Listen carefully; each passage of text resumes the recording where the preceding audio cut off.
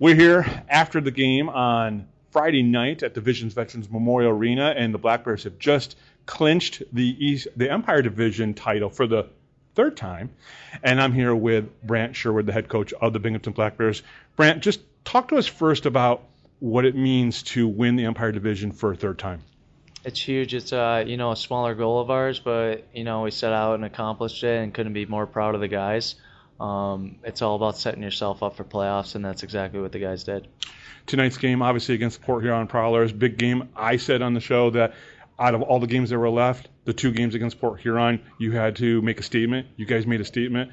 Not only did you get the shutout, but just clearly beat them up and down the ice. Yeah, in all areas, and I actually thought the officials did a good job handling the scrums. At first, I didn't really like the 2-10s called on Durazio and missing the other guy, but Shanks. I think it was Shanks. Yeah, but one cool thing is there's a pack of dogs out there tonight, and I'm proud for all the guys sticking up for each other, playing a physical game in between the whistles, finishing their hits, protecting our net front, protecting our goalie, and then doing a good job at their net front. Overall, great game. I think 2 5-on-5s, a short-handed goal, and empty netter. That says a lot when we're not scoring on the power play, that we can score in other ways. So happy to see our 5-on-5 play come about. Bondarenko gets his 68th assist. No shock, he now is number one for a season total for assists in franchise history. Talk a little bit about Bondo and what he means to this team. Bondo's so humble. We tried to congratulate him after the game, and he just praises, Stubbsy, Janny, all the guys that, bury the pucks for him. But that guy, he is a puck transporter, puck distributor, just setting up guys left and right. He's got eyes in the back of his head. He's a really top-notch player that is East Coast level, and we're lucky to have him in this league and lucky to have him on our team. And obviously Dominic having his fifth shutout. What a game that he had. He also can probably congratulate the post and the crossbar a couple times for a couple saves there, but still an amazing performance by Dominic. I thought his compete level in the crease and battling for rebounds, battling for pucks, he just found a way to get it done, and that's what you need from a goalie. He's once again another humble guy, and he's thanking his D and saying he's got to take them out for a drink and stuff like that. And it's truly something special when guys don't even want to get praised and they just praise the people around them. That's a good sign of a great team. 9 games left. What's the mission for the last 9 games? Just gearing up for playoffs, making sure our college guys get in, and staying healthy, staying focused, and pushing. We need to get faster, better in every area, and we're going to continue to do that down the stretch. Brant, thank you very much, and congratulations. That was a pretty amazing performance tonight by your team. It was awesome. Thanks for everything, Bobby. Love what you do for our team. Appreciate it. Thank you. All right, Vanna, what a season you've had so far. You've now got 68 assists. Pretty amazing. You do it on a special night where you guys clinched the Empire Division, and it was a shutout. So talk a little bit about, first of all, getting 68. Honestly, I mentioned it before, but my job is pretty easy. I got 2 great shooters on my line, Mark Jansen and CJ Stubbs. I just got to find them in the old zone, and I know something's going to good happen. But doing it at home is definitely the best way to do it, so I waited. Now, when you picked up the puck, you kind of were like spinning it around a little bit. What does that represent for you? Honestly, I saw him there, but then I couldn't handle the puck a little bit, so I don't want to say it, but that's what happened. So it took me a little second to figure out where that is and finally make that pass. So now you guys obviously get your 40th win. It's a shutout, and you guys clinch the Empire Division title, which means the first 2 rounds of the playoffs, home ice. How important is it to play in front of this home team here? Oh, it's big. The energy we get here is it's incredible, right? We can start the game with just the loudest barn in the whole league, and it gets us going. Nothing else gets us going like that, so it's pretty special and important for us. Do you guys play with a little bit more confidence when you have someone like Dominic Tomei in net, knowing that he can make the big saves while you guys are, going out there and trying to make plays? Of course, having Domin had been incredible. He's battling every time, even when you think he has no chance, he's out there jumping, floating around, and somehow finding that puck. So having him there is just a safety valve that we can all rely on. Vana, what's the goal for the rest of the season? You guys got 9 more games left, even one more against the Port Huron Prowlers. What's the goal for you guys? Building up to the playoffs and play the right way, and just the goal's been the whole the same from the start of the year. Get the cup and keep on moving. Awesome, Vana. Congratulations, and thank you very much. Thank you.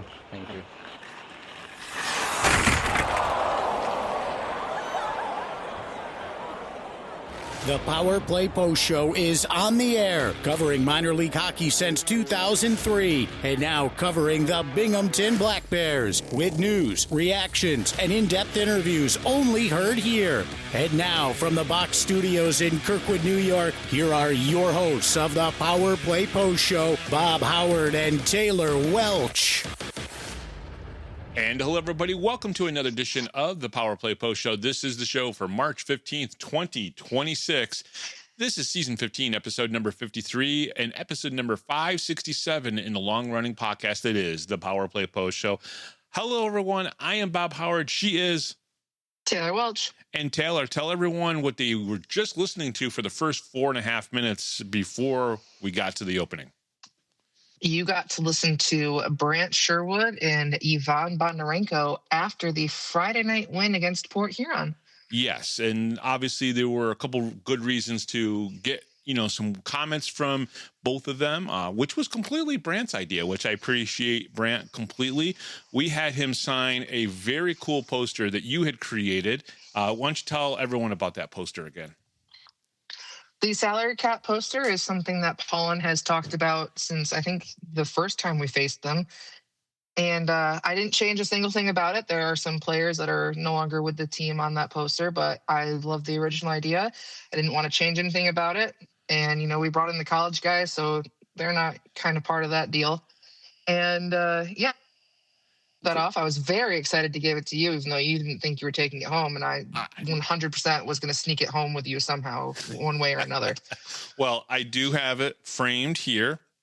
I'm looking at it right now. Basically, of course, Brant is holding up the picture. Some of the fans have probably seen this, but we got Brant after the game to sign this, and he was very excited. He loved it. He absolutely was smiling about it. Absolutely loved it, and then said, "Hey, you want to get some audio?" Right? Because of course we won the Empire Division for a third straight time. Taylor, what does that mean for the team and the fans that this team has been so dominant the last 3 years? I mean, I think it means everything. Their one goal, something that they haven't done, was get 50 wins. And since, that mathematically can't happen for them now, they're taking it day by day and game by game, as Brant constantly says that, he doesn't really look forward to, weeks at a time. He just takes, a practice by practice, a game by game.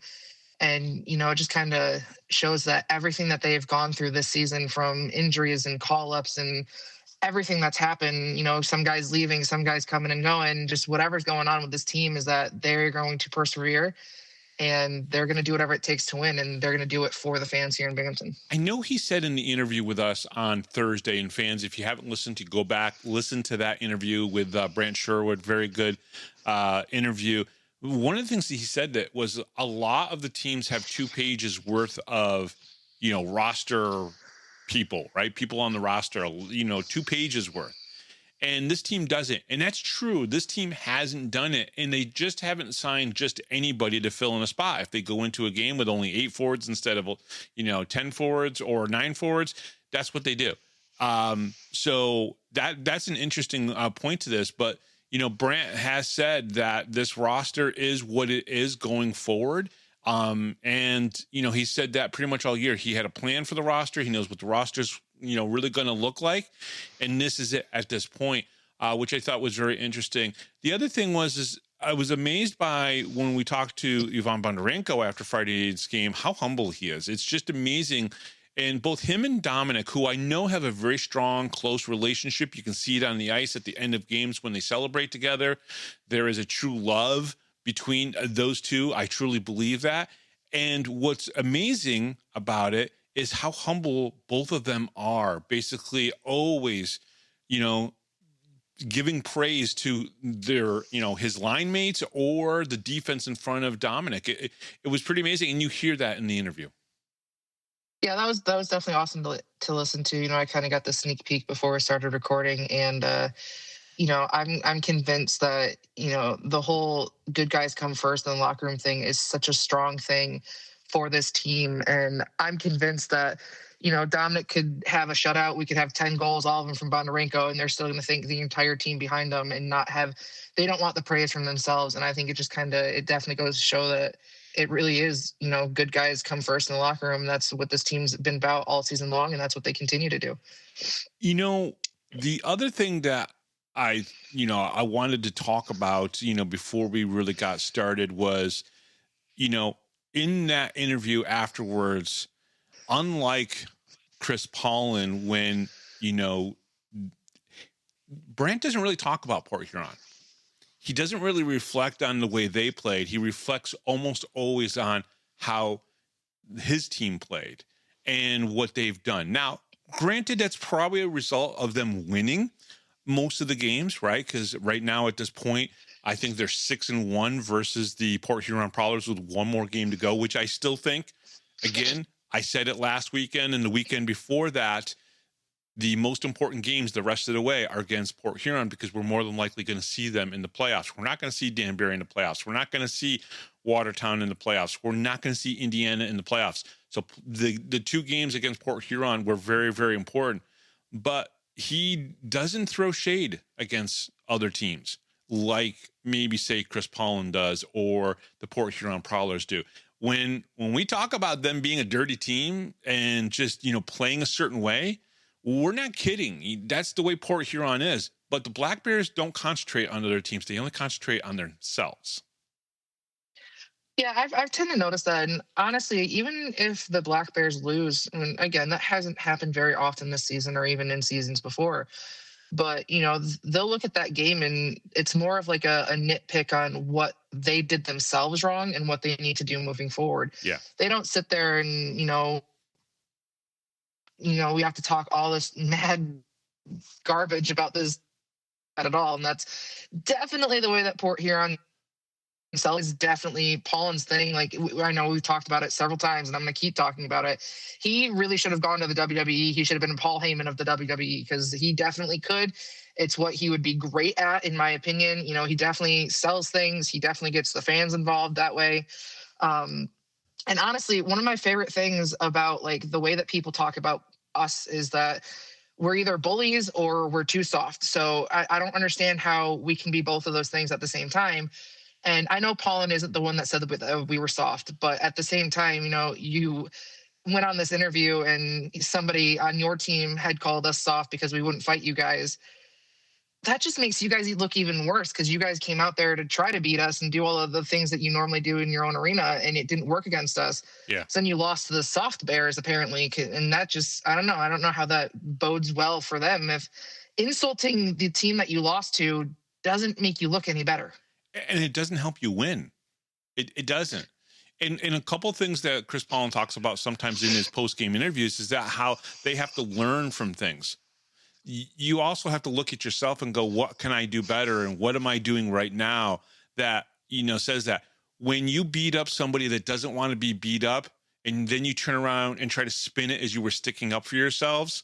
No, honestly. And then when you call people soft when they won't do that, that's ridiculous. Listen, I want to be frank because I was attacked by somebody over the weekend about Garrett Sargis and the running into Reed Cooper.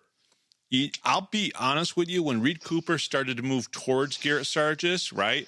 And goalies do that all the time. And maybe Garrett could have sidestepped a little bit further to the left to avoid the contact. But when the contact was mutual between the two players, the goalie, don't come attacking me and saying that I would have done the same thing if that was Brockway running into Dominic Tomei, right? When I look at those type of situations, if I feel like Garrett Sargis did actually something wrong, if you haven't been listening to my show or reading my stuff, then you don't know that I've criticized Tyson Kirkby. I've criticized Gavin Yates. I've criticized people on my team. You know, I am probably the least biased person you'll ever meet when it comes to my own team. The New York Rangers have felt my wrath multiple times in my life. Multiple times. Except for in 1994. And even then, they probably were criticized highly by me. When I see somebody do something that doesn't make sense, and for example, Taylor, you've heard me on this show. How many times have I criticized Brant Sherwood for, you know, game misconducts and suspensions, and how I've done that. I feel like you can do that in a way, even with your own team, where it comes off not as, you know, beating them down, but pointing out things that they can do better, just because, you know, you want to see them do better. So again, I will say this, and I know Greg Hussey disagrees with me from last year, even with the Nick Poirier thing, probably. But Nick Poirier goes up and says, "You want to go?" He says yes, and he's got his gloves off in 2 seconds. In this particular case, Reed Cooper, who I think is an outstanding goaltender, I will always give him all that credit. He came forward while Garrett Sargis was on the outside of the crease. They bumped into each other. Yeah, does it suck? Sure it does. But I don't think Garrett Sargis did anything wrong there, and it sure the hell wasn't charging. And if you want to come at me because you feel like, oh, well, you don't think it's charging, but if that was Brockway, you would have thought that was charging. No, by definition, that's not charging. Learn the fucking rule book. It's not charging. It's that simple. That's just the way I see it.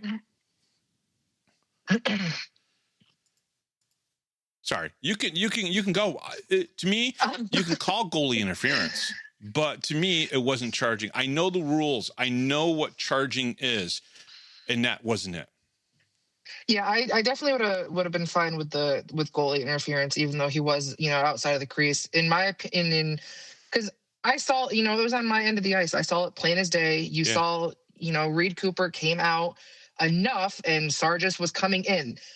Sargis doesn't always look like he's skating that fast, but as we've talked about a billion times, is a built boy. Yes, he is. If he is skating that fast coming in, he was on a breakaway. He is skating as fast as he can go. It's not, you can't stop immediately.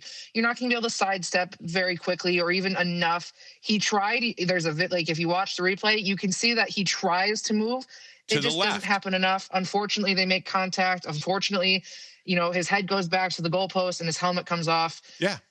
It was all an unfortunate series of events. It wasn't anything on purpose. And I think that's the difference, is there's intentional and unintentional. And this was definitely unintentional. I don't think Garrett Sargis would ever go out of his way or do anything on purpose to somebody on the ice to inflict harm on somebody. Yeah. I mean, we've waited the entire season to watch this man fight, and he hasn't even done that. Yeah. So I do think it was unfortunate. You know, Reed Cooper was fine. He was seen by Corey, our trainer. Yes, the trainer. The trainer came out. He was completely fine. Talked to her for a second. She went back to the bench. He got back in net, was completely unfazed. So I don't think it was anything too crazy. I don't think it was anything that you wouldn't ever see in a hockey game. I just think it was in a really bad spot. His head hit the cage and helmet came off. But I don't think it was anything that was intentional. And I think that right there is the big difference. Yeah. I agree. All right. Well, we got more of that to talk about here in just a few minutes, but I want to thank Ivan Bondarenko and, of course, Brant Sherwood talking to me after Friday. It was a big night, winning the Empire Division for the third straight season, on their way to potentially winning a third straight Commissioner's Cup, something that's never been done in league history. That was great. And plus, Ivan Bondarenko, congratulations, 68 assists on Friday, and then I think he got his 69th on Saturday as well. So that was pretty huge, Taylor. And this being one of the nicest guys, and yet we see some of that passion on the ice from Ivan Bondarenko. I'll let you finish with that before we get into our must-reads. Yeah, I really enjoyed watching him in practice. He's probably one of the most vocal people on the ice. And then, you know, to kind of hear both himself and Brant, basically, I mean, Bondarenko doesn't call himself humble, but just the way that he talks about his line mates, you can just tell, and the way that Brant talks about him. And he's the one that straight out comes out and says that he's so humble. But yet, when things happen on the ice or they aren't going his way, you can definitely see the amount of emotion and intensity that he has for this game. And that's definitely just for Binghamton. Like, he's doing that for his team. Like, he's frustrated in the game for his team. Like, everything that he does is for this team. And I think it's just awesome. Totally agree. All right. The Power Play Post is available on all major podcast platforms, including Spotify, Apple Podcasts, Pocket Cast, YouTube, Amazon Music, and iHeartRadio. Just search Power Play Post Show on your favorite app. Join the conversation on Facebook, search Power Play Post Show, and become part of our community. Be sure to like, comment, and share our latest episodes with all your friends. Looking for everything Binghamton Hockey? Visit binghamtonhockey.net, your go-to source for stats, history, and all things Binghamton Hockey. And coming up on this episode of the Power Play Post Show, Scott Ramaekers. That's right. Again. Answering 6 more questions. And who asked those questions? I did. That's right. Taylor asked 6 more questions. And I did not mess any of them up, unlike the question that I asked by myself in my own interview. Can you recite that now? Probably not. I'd have to look back at my notes where it's written down. Fair enough. All right. And the Binghamton Black Bears equipment manager, we've been excited. I've been waiting to get him on the show all season long, Aidan Birchard, which I know Dylan Konecki, who is with the Bridgeport Islanders right now, and actually traveled back up from Charlotte, North Carolina, where they played a couple games against the Checkers. He is excited to listen to that interview as well. And yes, Dylan, we did mention you maybe once or twice. So we got a great show planned for you. So we'll keep this thing rolling. Hey, Black Bears fans, do us a quick favor. If you're watching on YouTube, hit that like button, subscribe to the channel, and ring that notification bell so you never miss an episode of the show. And if you're listening on Spotify, make sure you're following the podcast and leave us a rating. It's completely free to do. It takes 2 seconds, and it tells YouTube and Spotify to push the show out to more Binghamton Black Bear fans and hockey fans just like you. Drop a comment, too. We read them, and we love hearing from you. And fans, I want to get your opinion on something. Before we get into the Prowlers game a little bit more in depth, I want to know this. One of the things that Scott Ramaekers said to both Taylor and I after the interview was that doing it in person was so much better. That he really, really, really liked that. So if you haven't listened to the Scott Ramaekers interview, where Taylor was a big part of the interview, which, I thought she did a great job. I've listened back to it. I very much enjoyed the back and forth that the three of us had together, which is pretty cool. My question to you is, do you want to hear more interviews like that in person, where we get to sit down with them in the press box or maybe somewhere else in the arena next time and just have that conversation? I'm going to be pushing to do a few more of those every single year, get Taylor involved in that some way. But let us know. Drop us a comment. Let us know. You could do it on any of the platforms, but, give us that feedback. If you liked that interview and if you like the 6 more questions with Taylor doing them like that, that's what I want to know. That's what we want to know. That's what we want to hear. And we really appreciate that. Yeah, for my first interview, it was a lot of fun. I don't know what it's like to do it over the phone, aside from me talking to you. But yeah, the whole, just the back and forth between you, me, and him, it was so much fun. Yeah, it really truly was, and it was a blast. And I'm kind of hoping that you can feel that through the interview, honestly. Yeah, me too. All right, let's get into this Prowlers game a little bit more. Black Bears shut out Prowlers at home in front of a sellout crowd to win the Empire Division. March 13th, 2026, Visions Veterans Memorial Arena, Game 47 of the season, Port Huron Prowlers versus Binghamton Black Bears. The opening frame between the Binghamton Black Bears and the Port Huron Prowlers was a physical from the start, but neither team was able to break through offensively. The teams traded early penalties, with the Prowlers' Ben Brockway being called for holding just 2:44 into the game. Despite the early power play opportunity, Binghamton was unable to capitalize as both teams settled into a tight checking first period. Midway through the period, the physical tone continued to escalate as roughing minors were assessed to Jacob Shankar of Binghamton and Jamie Bussell of Port Huron at 16-12 following a scrum. Things boiled over in the final seconds of the period when the Black Bears forward Garrett Sargis was called for charging at 19:55 after making contact with the Prowlers goaltender Reed Cooper. The play immediately sparked a large scrum involving multiple players penalties and misconducts being handed out before the teams headed to the locker room. Despite the rising tensions, neither side found the back of the net in the opening 20 minutes. Now, of course, we've already talked a little bit about that scrum afterwards. I think there was 2 10-minute misconducts handed out to both teams on both sides. So there was, obviously a couple guys that had to sit out. So that was a very interesting part. And again, I don't feel that Garrett Sargis, if Coop doesn't come out, doesn't start to motion forward, I don't think they make contact. And if they do, it would be very minimal at best. I'm not blaming Reed Cooper. I've seen goaltenders make that move multiple times. But I just think that maybe he made the move a little bit late because of the speed that Garrett Sargis had and the fact that he was leaning to the left to try to not hit him, but it was going to happen either way. Yeah, I definitely agree with that statement. I mean, I think later on in the game, somebody had kind of like run into May, and I don't know if it was kind of like because of what happened with Cooper or not. But I know in the coach's thing after the game, he kept talking about Cooper got hit multiple times aside from the Sargis thing. Right. I'm not sure what game he was watching or what was happening because I didn't see any other contact with him aside from any of the scrums that were happening close to net where he threw his own punches. Well, Nick Swain. Or jabs, if you want to call them. Nick Swain went into the Nick Swain also went flying into the thing when they were in the second period. I think there was a moment where Nick Swain goes sliding in because he was hooked. Remember, there was the hooking call. Yeah. And then Nick Swain went into the thing. Nick Swain gets out, and then Cooper goes after Swain.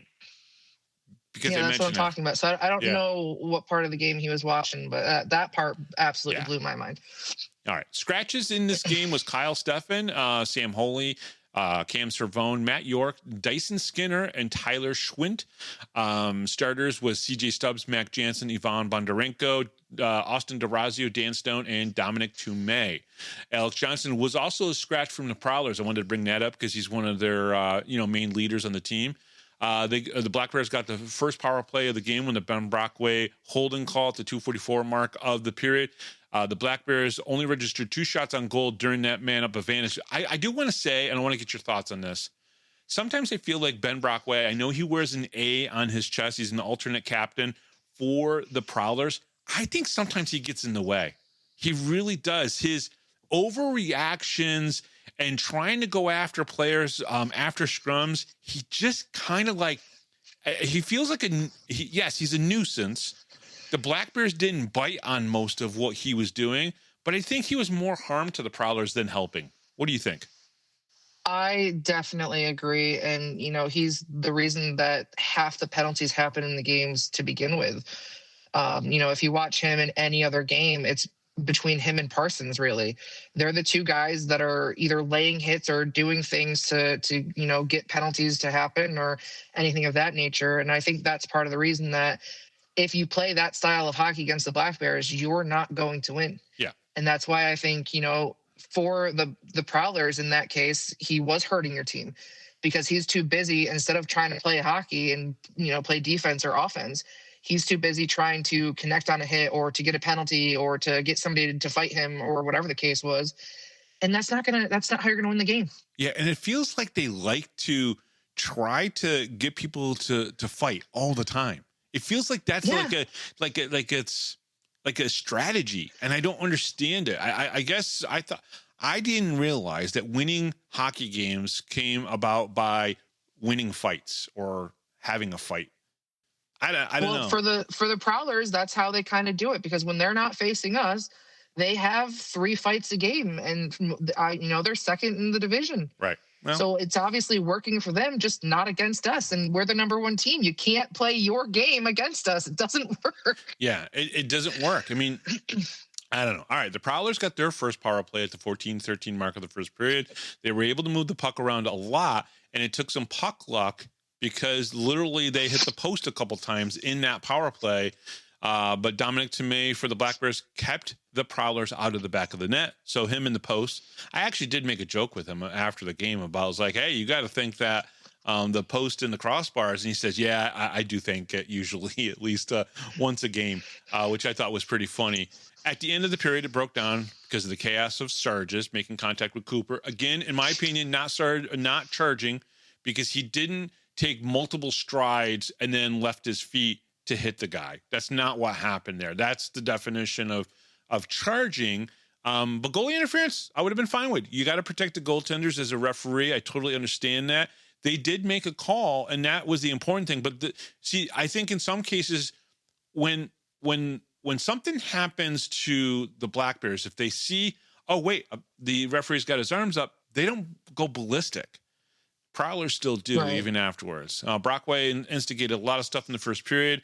The Prowlers hit the crossbar at least 3 different occasions in the period. As I mentioned just a few seconds ago, the Black Bears have been a benefit of puck luck in the game. I totally believe that in the first period, puck luck was a part of the reason why it was still scoreless at the end of the first 20 minutes. Power play opportunities, Binghamton was 0 for 1. Port Huron was 0 for 2. Shots on goal, Binghamton 10. And Port Huron had 11. They were able to get shots in on Dominic Tomei, which was kind of a surprise. They do what they do, and they still somehow find a way to get offensive time, offensive zone, and we saw it there. But then it starts to kind of slip away a little bit in the second period. Yeah, I think that the Prowlers kind of started to get away with stuff in that first period with playing, how they play. And then I think they went into that first intermission and Brant was like, yeah, that's not happening for the rest of the game. Right. And I think that's kind of what you see after that. So the second period, the Binghamton Black Bears took control of the game in that period, scoring twice and dominating possession against the Port Huron Prowlers. After a scoreless but physical first period, Binghamton finally broke through at the 8:46 mark.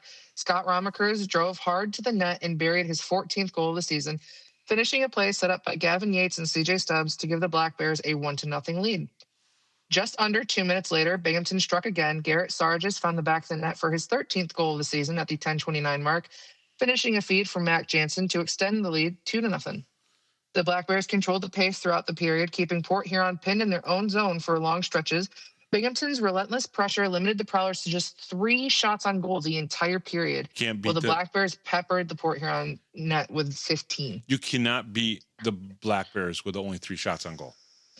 Yeah, that was crazy, especially after how the first period went. Totally, yeah. 3 shots on goal was crazy. Which is why what you said is true. They go into the first intermission, and Brant and Coach Q have a message for their players, which is don't let the Prowlers drag you into their shit. That's really what it comes down to. Play your style of hockey, and you're going to be okay. And it did. Tempers also continued to flare. Midway through the period, Ben Brockway was called for boarding after delivering a hit on Dan Stone along the boards. Now, what's funny about this one is, did anybody go after Brockway? No. When all that went down? No, because keep that in mind, would you? Because that's my point. Stone stayed down briefly, but was able to get back to his skates and rejoin the play. Yeah, my point. My point has always been that when the Black Bears see that there's a penalty, that they're going to go on the power play, they don't freak out. They don't go nuts like Port Huron does. That's a perfect example of that right there. Late in the frame, another heated moment occurred when Vincent DeCumbus was penalized for hooking Nick Swain, sending Swain sliding into the net and into the Prowlers goaltender Reed Cooper. Mm-hmm. So again, Nick Swain did not go after Reed Cooper. He was kind of sent there. Yep. After Swain got up, Cooper took a couple of jabs at the Black Bears forward, leading to another brief confrontation before officials stepped in. I kind of wish, I get it, officials kind of step in when they need to type of thing. But I almost wish they would step in immediately when the Prowlers started to do anything. And maybe they'd, kind of keep their antics to a minimum, but I highly doubt it. By the end of the second period, Binghamton had firmly seized momentum and carried a 2-0 lead into the final frame. Yeah. And the interesting thing is Swain gets up, he starts to skate away, and Coop actually takes a couple jabs at him. And then they turn around and, the referees do get in the middle. I'm like, but wait a second here. This is the perfect time. Right? If Cooper felt that something bad had happened to him and Nick Swain was willing to, let somebody drop the gloves with him. But in some cases, and this is where I'm on Jeremy's side and other people who enjoy fights, That's exactly when you fight. That's exactly when you let two guys drop the gloves, settle the score, and then move on. But sometimes the referees kind of get in the way of that sometimes. And it's unfortunate. I feel like that would work for most other opponents because, usually if you have a game that's, they're physical and things are getting tense and heated and, there's little scrums happening after every whistle, which happens with Port Huron no matter what the whistle is, it seems like. Yeah. I feel like with other teams, pretty much every other team, in my opinion, at least the ones that we face, usually if there's like a fight or a decent fight, yeah, it doesn't things settle down after that. Or if there's little scrums, it's nothing major that happens after that. That's not the case with Port Huron. It wouldn't matter how many times you fought them. They're still going to act the same exact way. Yeah, probably true. Like we could drop the gloves with Danbury or Watertown when a big hit happens one way or the other. And the Sam Holy thing. Two teams move on. Yeah. Yeah. They had a fight. They came out of the box. Everything was fine. Yeah. Didn't have any other issues for the rest of the game. All right. Wouldn't be the case with Port Huron. No, it would not. It would not. Let's not forget Scott Ramaekers was on the Power Play Post Show this past week and scored. Now, after the game, I didn't bring that up to him, and he said, yeah, it happened the last time too. So Scott Ramaekers has been on the show twice and immediately afterwards scores a goal, which is pretty cool. Brooks Hill did mention it on the broadcast as well. Gareth Sargis also had a great impact on this game with a goal and standing up to the Prowlers. The Prowlers only had 3 shots on goal in the period. You're not going to beat the Black Bears. You're just not with just 3 shots on goal. Black Bears dominated that period and controlled the pace of the play and spent most of the time in the offensive zone. Brockway's boarding was against Dan Stone, who stayed down for a little bit but got back up to rejoin the play. DeCumbus, DeCumbus's hooking sent Nick Swain into as he slid into Reed Cooper. When he got out of the net, because he was actually in the net, like Nick was he scored his own goal. He was the goal. And Cooper sent a few jabs at Swain, which Swain had to be held back. Swain was ready to go with Cooper. He was ready to fight a goaltender. It was that simple. He would have fought anybody on that ice at that moment. I truly believe that. And Nick Swain, I'm telling you right now, folks, he is a quiet, calm guy.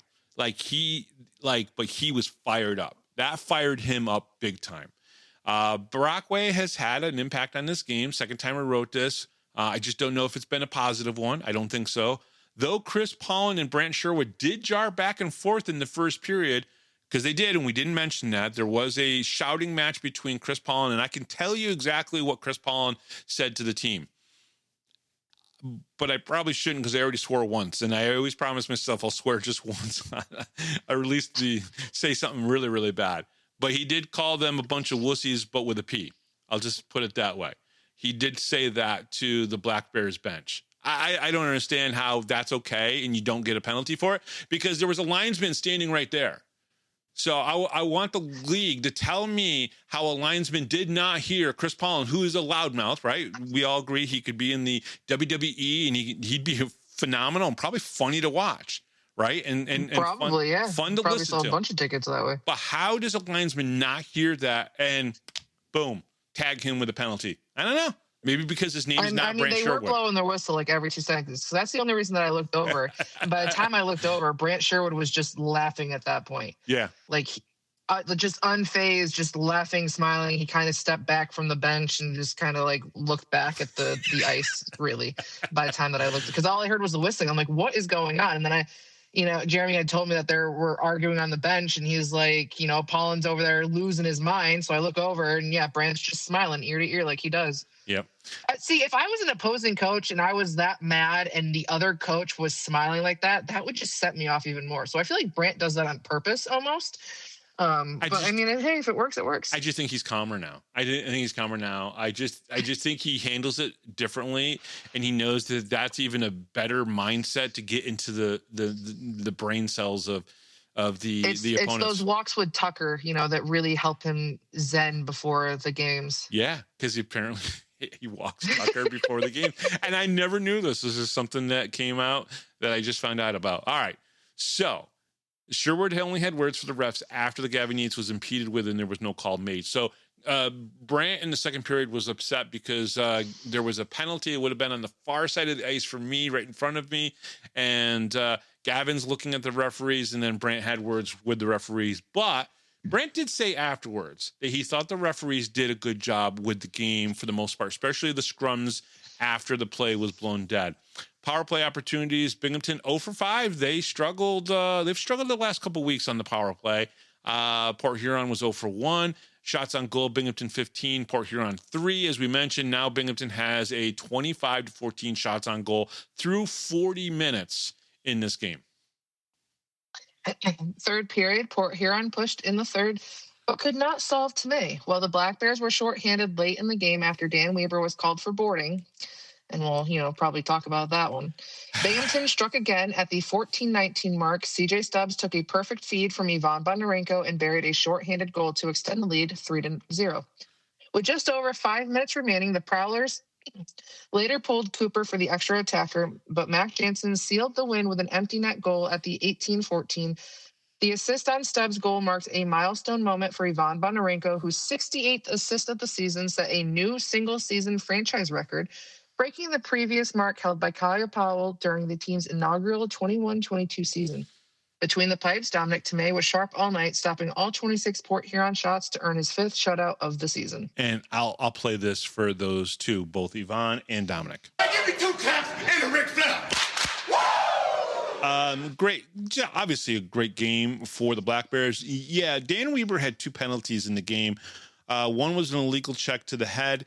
The illegal check to the head when a guy is skating that low down, sometimes that's going to happen. I understand the referees calling that one. The one that bothered me the most was the boarding call because, you need to push a guy into, I guess he used his hips, but he was moving off to the side as well, off to the left as well. He did not use his arms to push the guy into the boards. I just felt that it was a bad call for the boarding call. Call interference if you want, okay, because he's not playing the puck, he's playing the body, I guess. And that's the definition of interference is like you're impeding a player from going after the puck and you're not going after the puck at the same time. So I guess you could call interference there, and I'm fine with calling a penalty. Just get the goddamn penalties right.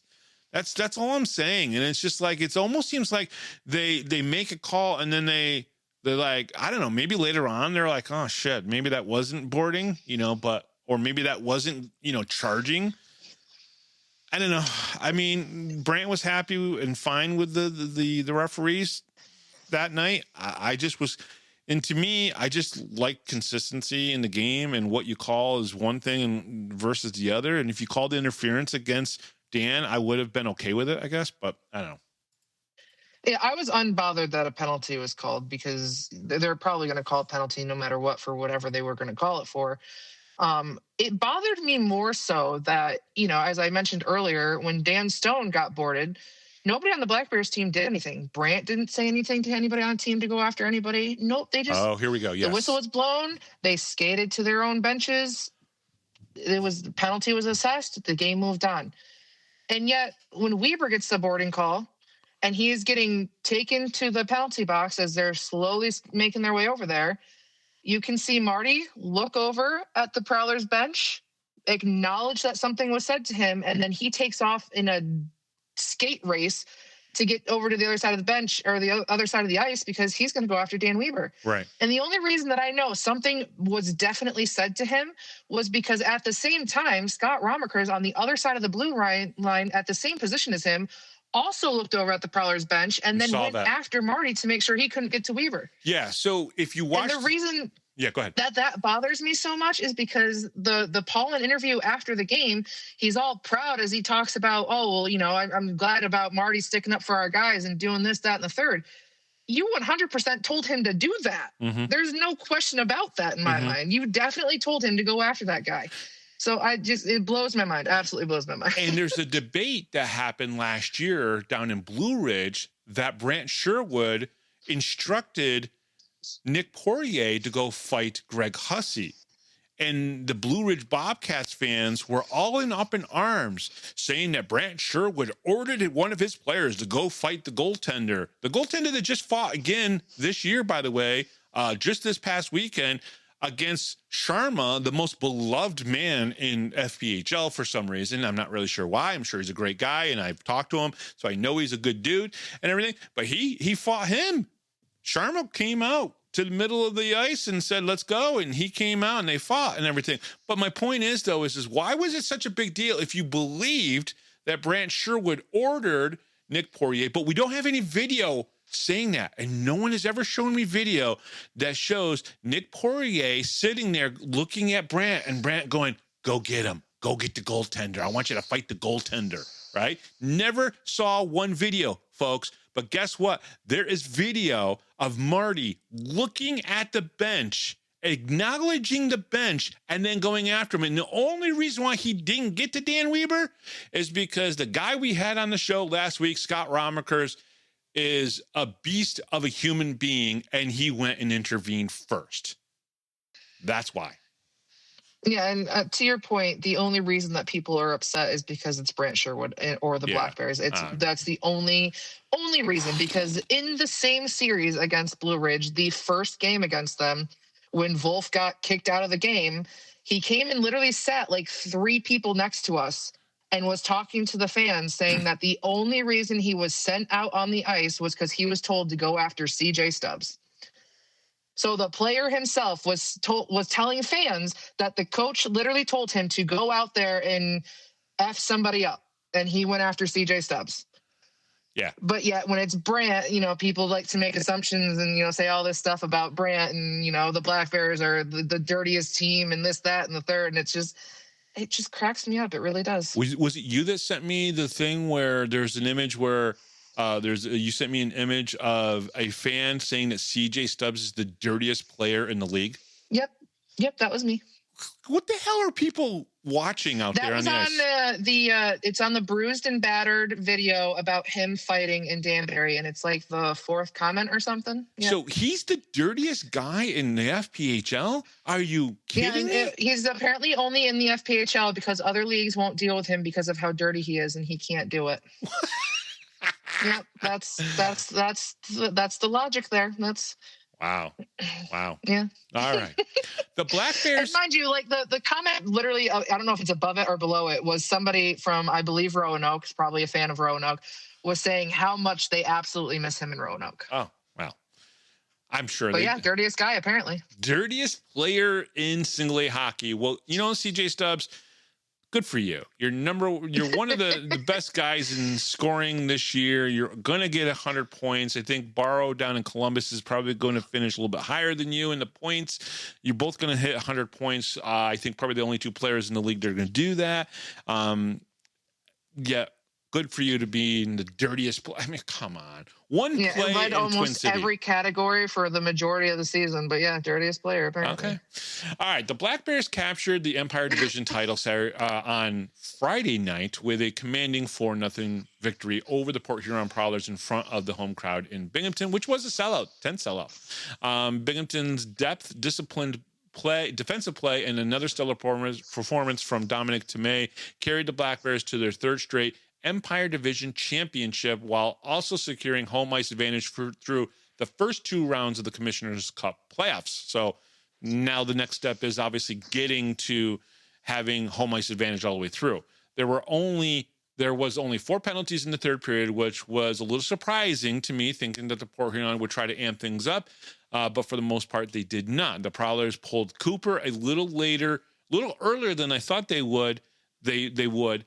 However, they got some good looks on Tomei. The Black Bears defense was good at the end, which obviously led to the Mac Jansen goal, obviously the empty netter. The Weber boarding call was wrong. We already talked about that. I do believe, if you want to call interference, fine. This was the 10th sellout of the season for the Black Bears, so congratulations to the back office staff, obviously working very hard and, selling those tickets. They are the Empire Division champions for the 3rd straight season. Ivan Bondarenko, 68th of the season, obviously broke that record. We've already talked about that. I do want to say as well, Reed Cooper and a couple of the guys playing in front of Cooper is the reason why the Black Bears did not score 4 more goals in that game. Their penalty was good as well. On the other end of that, the first period and second period, the Prowlers combined hit either the post or the crossbar 3 times. Sometimes puck luck is on your side, but Dominic Tomei earned his 26th save shutout. his 5th of the season. Power play opportunities, Binghamton 0 for 2, and Port Huron 0 for 2. By the way, the penalty kill still been great. No matter what about the roster movement, changes, whatever you might call it over the past few weeks, the penalty kill has stayed to very, very good. 88% is pretty amazing this deep into the regular season. Shots on goal, Binghamton 11, Port Huron 12. So they got some more shots on goal, unlike in the second period. Binghamton 36 and Port Huron 26. Let's get this one wrapped up with a bow. I almost wonder, because you were saying Sure. that there wasn't that many penalties in the third, and you kind of were surprised by that. I almost wonder if the whole reason behind that, not having more of them, is maybe because they only got 3 shots in the second. So maybe they went into intermission and they were like, oh, we can't, like, we've really got to be on our game if we're going to come back and try to have any fight in this. I don't know. Outside of actual fighting. I don't know. I think more of they were soft. I think Port Huron you're played. calling them soft now. Well, Boy. let's think about this for a second. You got one game left, right? You're gonna basically lose this one, and you're gonna go down 6-1 against the defending Commissioners Cup champions, a team that you have only beaten 4 times in the last, say, 15 months, right? Why wouldn't you just goon it the frig up? You're on the road. You're not in front of your home fans. Just goon it up. Why don't you just, run to May a couple times? Maybe, say something to the bench as you're skating by, those type of things. They didn't do that. I think they played a soft third period. And I think that's not the style of hockey. I think they gave up. I think that's really what it comes down to. In that third period, the Prowlers gave up. They turned into a bunch of soft, wussy little bags. And honestly, the Black Bears just played their style of hockey. That's really what it comes down to. Because if they did what they did in the first period, in the third period, they might have scored. They might have gone something. If you want to be the dirtiest team in the league, if you want to be the hardest team in the league, play like it the whole game through. Play your style of hockey. Don't become a bunch of soft wussies. And that's what they did in the third period. So, they can say whatever they want to say. I've been watching hockey for 40 years and I've never seen a team kind of like tuck their balls into, inside their bodies and just kind of, skate around and let the Black Bears have their way with them. And that's what they did in the third period. All right. Well, now that we can beautifully wrap this one up, now that we're talking about male anatomy going on over here. Black Bears shut out Prowlers on Sock Out Cancer Night 4-0. Mac Jansen scored his 29th goal of the season, assisting on another for a 2-point night. CJ Stubbs scored his 36th goal of the season, assisting on another for a 2-point night. Scott Ramaekers scored his 14th goal of the season. Garrett Sargis scored his 13th goal of the season. Ivan Bondarenko assisted on a goal. It was his 68th, which breaks the single season record for assist in the Black Bears 5 seasons. Dominic Tomei saved 26 of 26 shots, winning his 24th game of the season, improving his record to 24-2-1. And it was his 5th shutout of the season. The Black Bears record improves to 45-2 with 119 points, clinching the Empire Division for the 3rd time in franchise history. And after the jersey auction, Dominic Tomei told me that he's going to have to get a 6th shutout to hopefully beat out Jacob Shankar on, the highest bid for a jersey. He said 5 wasn't enough. Apparently, yeah, I think he said that very sarcastically, that 5 was not. Yeah, 100%. Apparently 5 shutouts was not enough to get a higher amount. I was a little surprised that Dominic's went a little bit lower.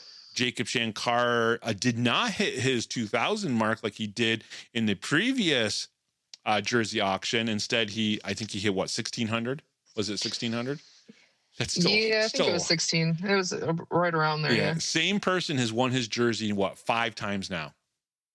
It's just insane. Yeah. Well, I mean, it's no different than that one season with Tyson. I mean, they were spending, I think, $2,000 a pop each time there was a jersey auction. I think they got every single one of Tyson's. And that was that was 2 seasons ago. That was the same person that was doing that. What? That was the same person. Oh no, it was a different family. Right, but they were, but they did. Yeah, every time there was a jersey auction, they always went for Tyson's, and they made sure they got it. It was for, I'm assuming, their little girl, because she always wore Tyson's jersey. Okay, well, coming up next here on the Power Play Post Show, we're going to play an interview with Aidan Birchard, and he's the equipment manager. But before that, Taylor, what are we doing? You get to hear 6 more questions with Scott Ramaekers. And that was done by Taylor Welch. We'll be right back right after this, right here on the Power Play Post Show. Hi, this is Don Biggs from the 92-93 Binghamton Rangers. Hi, this is Brandon Buczynski. This is Grady Wittenberg, the voice of the Binghamton Senators, and you're listening to the Power Play Post Show.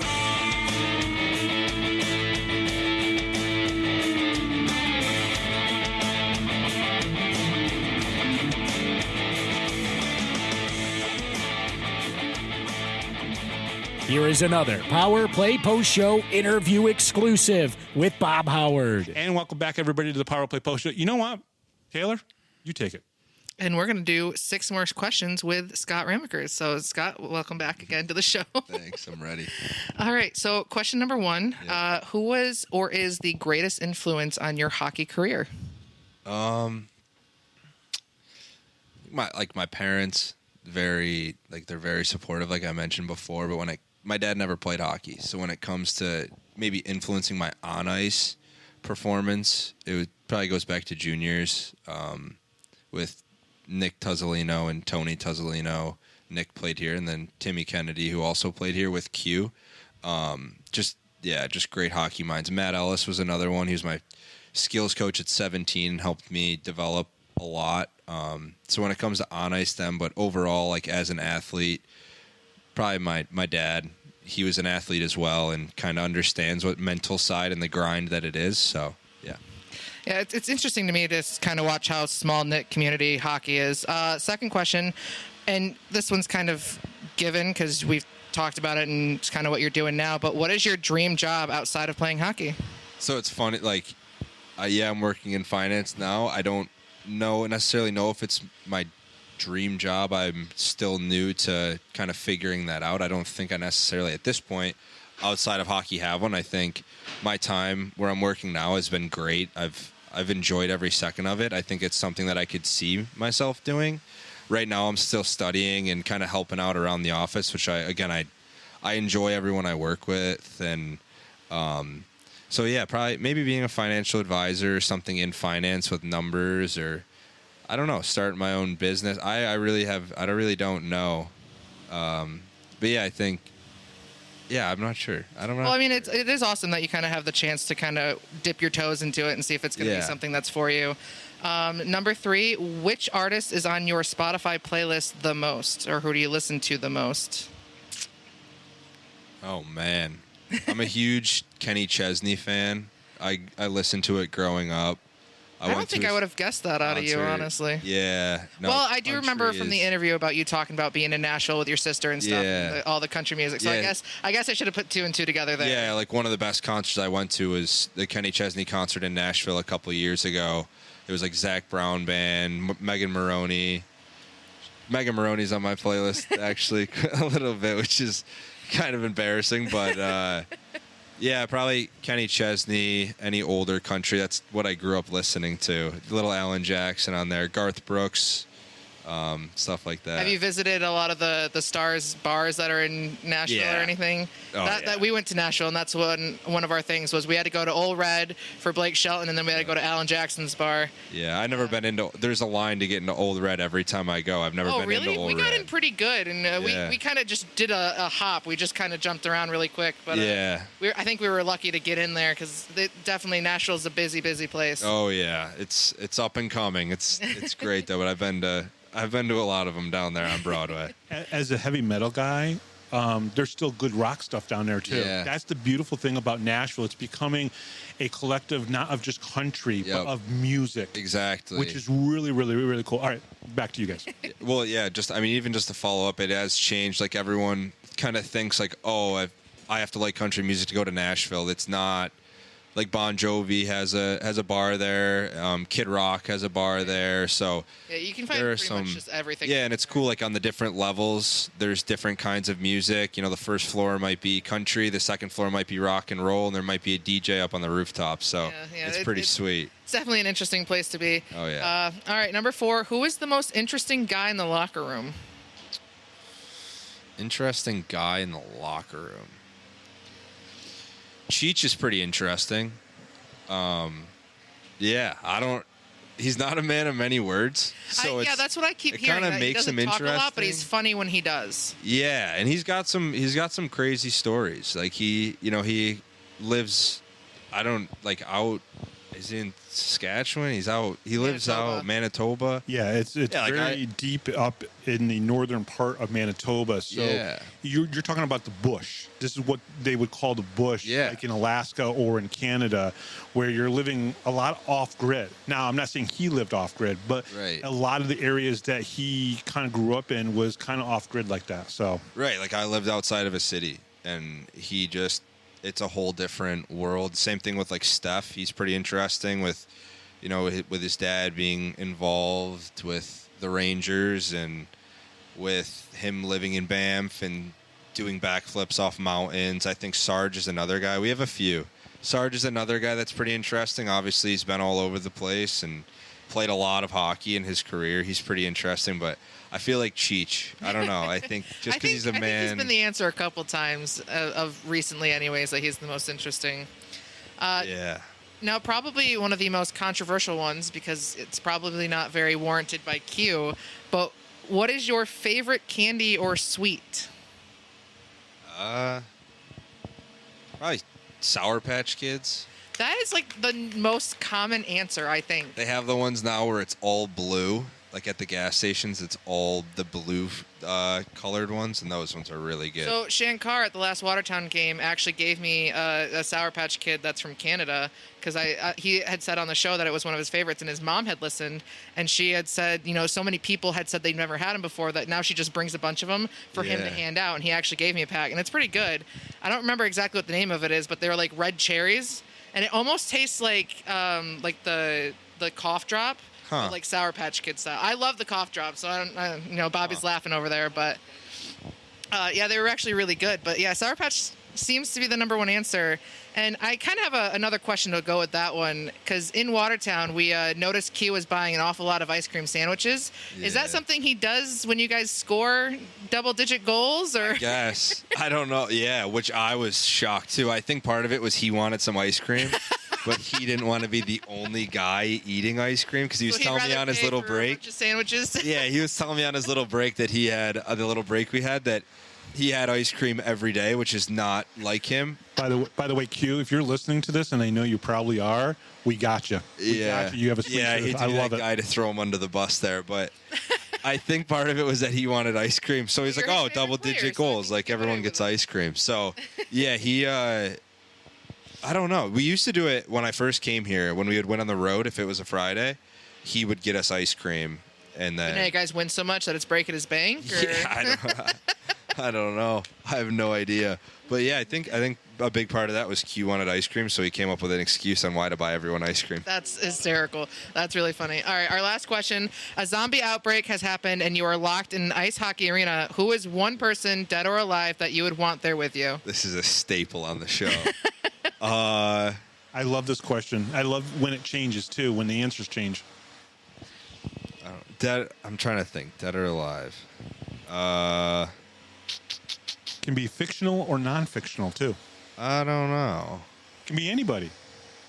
Yeah, he threw, I wasn't prepared, and he threw these questions at me once, and I struggled. You know I what? had such a hard time. Listen, I'll say this. You and I have a great rapport. We would be great on I could get back on skates again. Out of anybody, though. I'll have to say. So Nick Swain, who's also kind of in the finances and stuff, said that he would choose Elon Musk. Oh, I heard that one. That was good. He could engineer his way out of it. Got to try to outsmart the question. I don't know. I'd probably go with can I pick a fictional character? Anybody? Yeah. Iron Man. Yeah. Iron Man would be pretty sweet. That was my favorite superhero when he hit the scene. So. Yeah, it was my dad's too, but just because they played AC/DC a lot for his movies, so yeah, that was the only reason there. Yeah, it would probably be Iron Man. Hopefully, he's got an extra suit for me, and we can kind of get out of here. I think he's got a plethora of suits, so I think he'd be all right there. Yeah, yeah. I don't remember how you close them up on your 6 questions. I haven't heard the 6 questions in a long time. I don't have the time. Scotty, thank you very much again. It's always a pleasure to talk to you. Thank you for being so nice with her on our first thanks one. Thanks for being my first interviewee. Oh, of course. Of course. And we'll be back right after this, right here on the Power Play Post Show.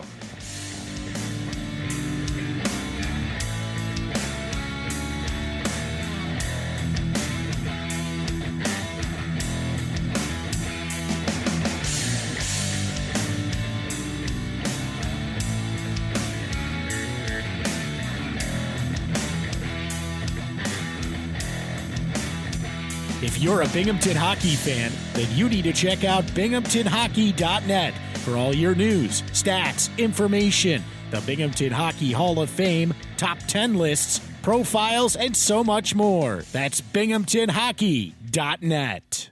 You're listening to the Power Play Post Show. And welcome back, everybody, to the Power Play Post Show. Again, I'm here at the Visions Veterans Memorial Arena. I can read it right across the top of the scoreboard there. But this time I am talking to Aidan Birchard. Aidan, welcome to the show. This has been a long time coming. It has been. I think I just lost about 15 people in Dylan's family because they're probably all upset that I have you on. I'm kidding, of course. But I've gained some new listeners, too, because of having you on. But we'll talk about Dylan in just a little bit because I think he's a big influence on who you are, working here, getting the job that you have, probably a big part of it.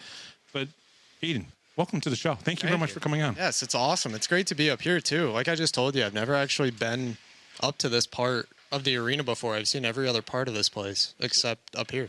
So if you've ever seen or read any of the stuff or listened to the show, this is the view that I have. This is the view that I have the majority of the time that the Black Bears are at home or when the Binghamton Senators were at home. This was my view. This is, my vantage point for looking at the games. And the games are a little bit slower up here. When you're down in the corner where you usually work the games now, everything is fast, super, super fast. Up here, it slows down a little bit, and I can see the game a little bit more.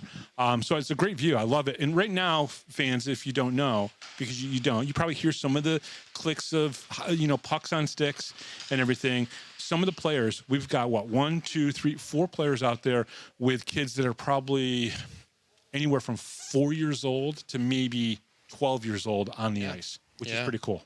Yeah, just about. It's really cool because all these guys are very personable. And it's really great to call these guys coworkers. Yeah. Because, I wake up every day, and I do have a little bit of a commute up here every day, but it's always worth it. Because, I'm the first face most of the time that they see every day when they walk into the rink. Mm-hmm. So I always try to be happy with them and just always keep a good attitude. And obviously, they're always having good attitudes because, I know what it's like to kind of work with kids sometimes, and not calling them kids. I'm not saying working with them is working with kids. You're younger than a couple of them, aren't you? I'm probably the youngest guy in the room. Do you think? Honestly. Really? Yeah. How old are you? I'm 22. So you're 22 years old, and you're the head equipment manager now for a single A pro hockey team. Would you ever have thunked this just even 3 years ago? No. It's pretty crazy because 3 years ago, it's 2026, 2023, I was still in college. I still played on and off with maybe a 5-on-5 indoor soccer league. And then opportunities just came, and the internship I was on here when I was still going to BCC, and Trevor coming to talk to my class, it just sparked interest. And coming here, and I was only here, I think I was only here 2 weeks before Coach Sherwood's arrival. Wow. And I met him, and then I obviously met Dylan, and then the old equipment manager before him. And at the time, I knew absolutely nothing about the sport.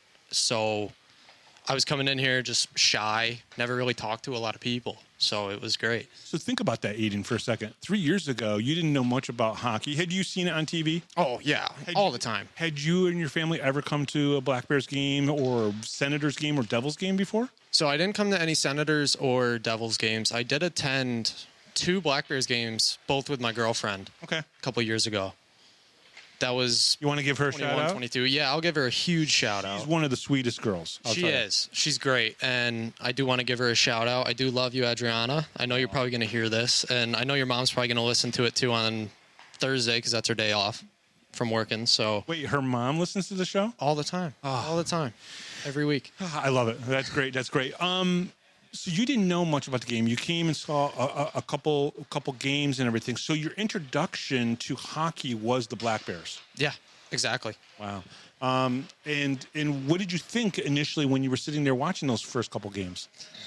It's very fast paced, very physical. Going from soccer, which obviously isn't high contact. It's more. But there is speed in the game. There is a lot of running, speed, you know. a lot of running and a lot of speed in the game. So going from that to this, you just see fights on the ice, and I was like, wow, this is pretty crazy. But then, like, the one thought going through my head, I was actually sitting in Section 3 with my girlfriend and her brother at the first game I ever came to.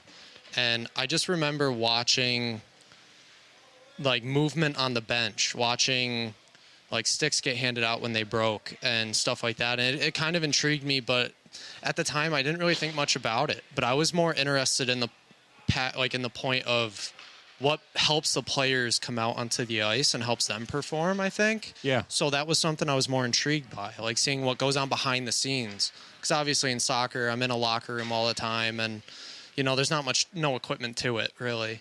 You're just putting on shin guards and cleats. But with this, it's so much more... I don't really know the best word to describe it, but there's so much more to it than any other sport, I think. So tell everyone where you grew up. I grew up in Montrose, Pennsylvania, and I live about 35 minutes south of here. Montrose is like a small hicky kind of town too, right? Yeah. There's not a lot to do anymore. There used to be a lot, but now it's not so much. But yeah, it's a great town. I do love it. Now, when you grew up, you were a soccer player, right? So when did you start playing soccer? I started playing soccer when I was 4 years old. So guys go on the skates, and we're seeing some young ones here, but guys get on skates when they're like 3 or 4 years old. When you were 4 years old, I know it's hard to remember back to then because I don't remember 2 years ago.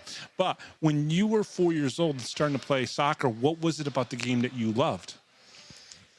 I mean, it's so weird to describe that because if you talk to anybody that plays soccer that young, it's just kick and run. There's nothing really to the game that is like, there's nothing. No strategy, no set plays or anything like that. Yeah. It's literally you're just kicking the ball and running. But yeah, unless, I mean, maybe when you get to the age of like 6, 7, 8, maybe then you get a little bit more knowledge. But I think what fascinated me by it and the age that really hit me was when I was 14, and my dad, we actually had season tickets to the New York Red Bulls in the MLS. Yes. So it was a lot easier, especially for the price of the tickets, because obviously going overseas to watch a game in the Premier League or anything like that, the price is just outlandish. Right. So going to see that, I think that by that age, I really knew like just the atmosphere and everything was what I wanted, and that was everything that I was I enjoyed it.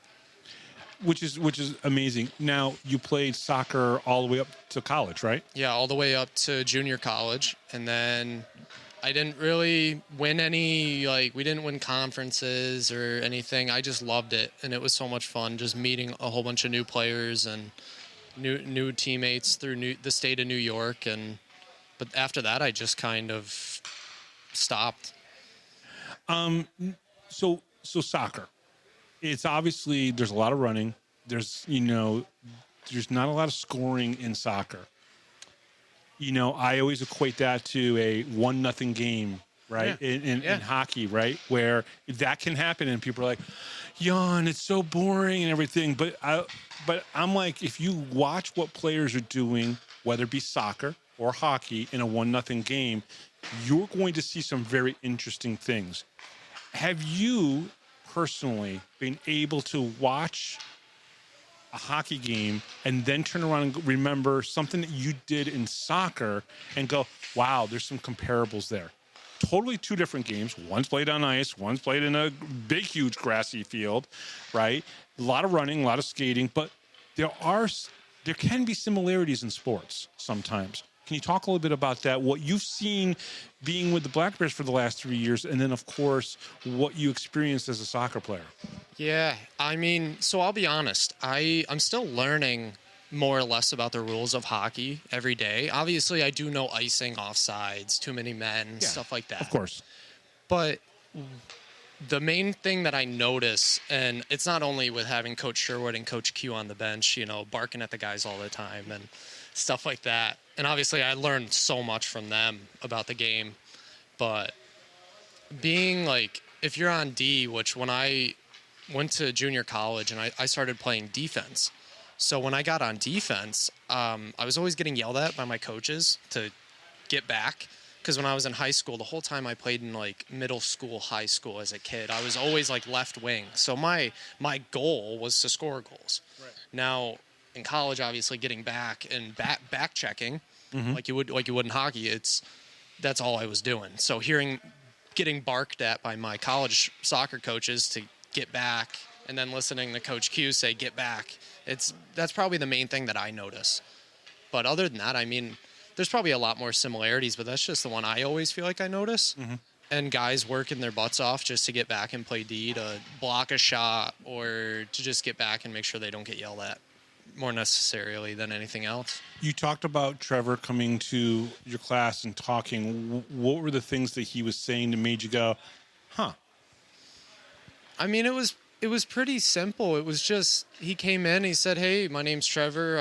I do game operations for the Black Bears, and we have an internship opportunity or opportunities, and you can do merchandise, tickets, equipment, or whatever. You can learn about any aspect of how a professional sports team is ran. And from that point, I kind of, even before he came in, like I already kind of knew that's what I wanted to do, just because I was already, like, cause I'm not going to be too brutal against baseball or basketball, but the other opportunities were with the Rumble Ponies and with the Binghamton Bulldogs, I believe. Yeah, the basketball team, yep. Yeah, but I don't know.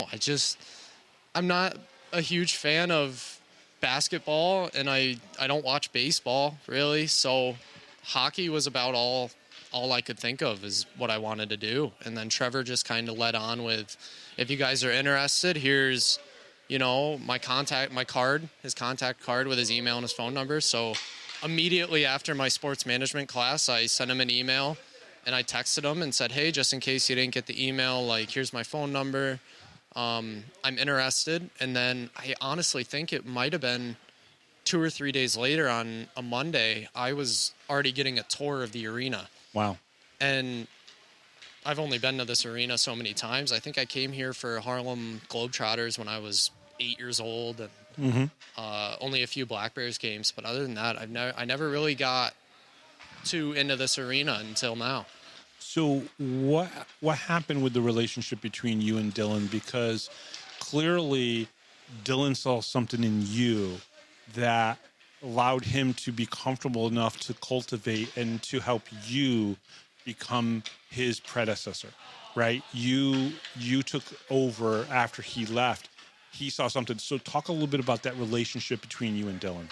The relationship between Dylan and I was super easy because obviously and everybody that comes to these games or has ever talked to him, he's the easiest person in the world to talk to about anything. Yep.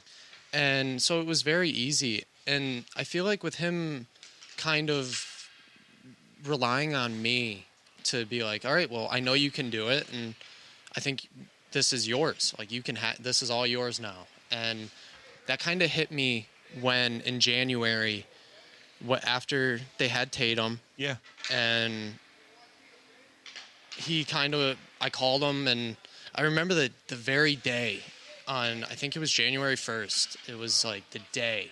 And he was like, hey, like, it's happening. And it was so crazy because I was just with him after the New Year's game. Right. Like, we were just walking to go get a drink or something. And I was like, the next day I pick up the phone and all I hear is hospital sounds. And I hear and I'm like, no way this is happening right now. So a 35-minute trip up here turned into a 20-minute trip. I don't think I've ever driven up here that fast in the years that I've been coming up to Binghamton. I flew up here, and he was like, hey, sharpener's set to go.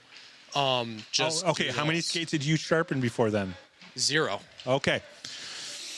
So, yeah. Now, fans, the reason why I asked this question, and Aidan understands this as well, certain players are very particular about their skates and being sharpened, and you've probably already felt the wrath of a player or two, and we won't name any names every day about it because it's important to them. Their edges are so very, very key to that. Yeah. How nervous were you that first? That was so crazy. And I remember the thing that stuck with me the most, and I still think about it every day because it honestly, it drives me to just keep going and to work harder. Right. Is the time that Dylan actually said, or I called him or we had a phone call somewhere, and he was like, hey, you're going to go on this Port Huron Motor City trip. Right. And I was like, wow, okay, so this is happening. And I was like, you trust me to do that? And he said, well, if I didn't trust you, you wouldn't be going. So I kind of use that every day as kind of maybe how the players that we're looking at down here on the ice kind of maybe perceive me, as in they trust me to handle the skates that they're skating on right now, the sticks that they're using to make sure that they're in, because it does take a lot. And Dylan believed in me to do that, and I owe him so much because there was so much learning that I had to do. But it was like a crash course for you in the last 3 years. The crash course honestly wasn't even really here. It was right after we got back. That's right. From those trips.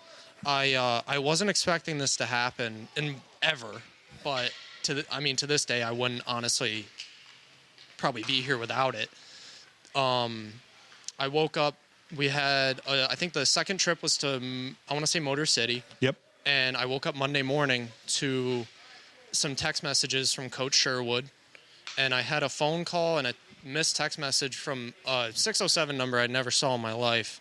I couldn't tell you who it was, but then I read Coach Sherwood's message, and he said, hey, Jerry D'Amigo is going to be reaching out to you. He has a job opportunity in the Knoll in Elmira. So, and Coach Sherwood said this, and when he says this, you know it's the right thing to do. He said, I think you're stupid if you don't do it. And when he's not trying to be mean. He's just like, listen, this is a prime opportunity for you to get your feet wet. Exactly. To get your hands on skates and to do something that's going to benefit you in the future. Yeah.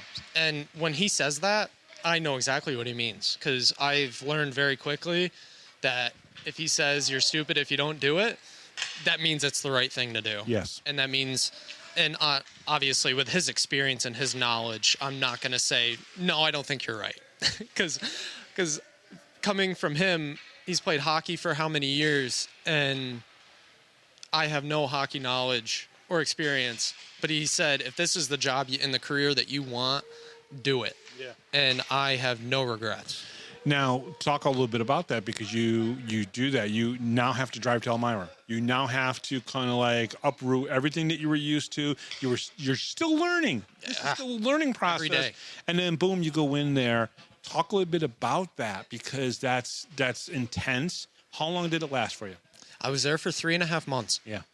And it was so tough. I remember I got that phone call on Monday, and that was my last week here. My last game was on a Saturday against Watertown. Right. And it was just wild, because that Sunday was the last day, like, I saw my family for a little bit.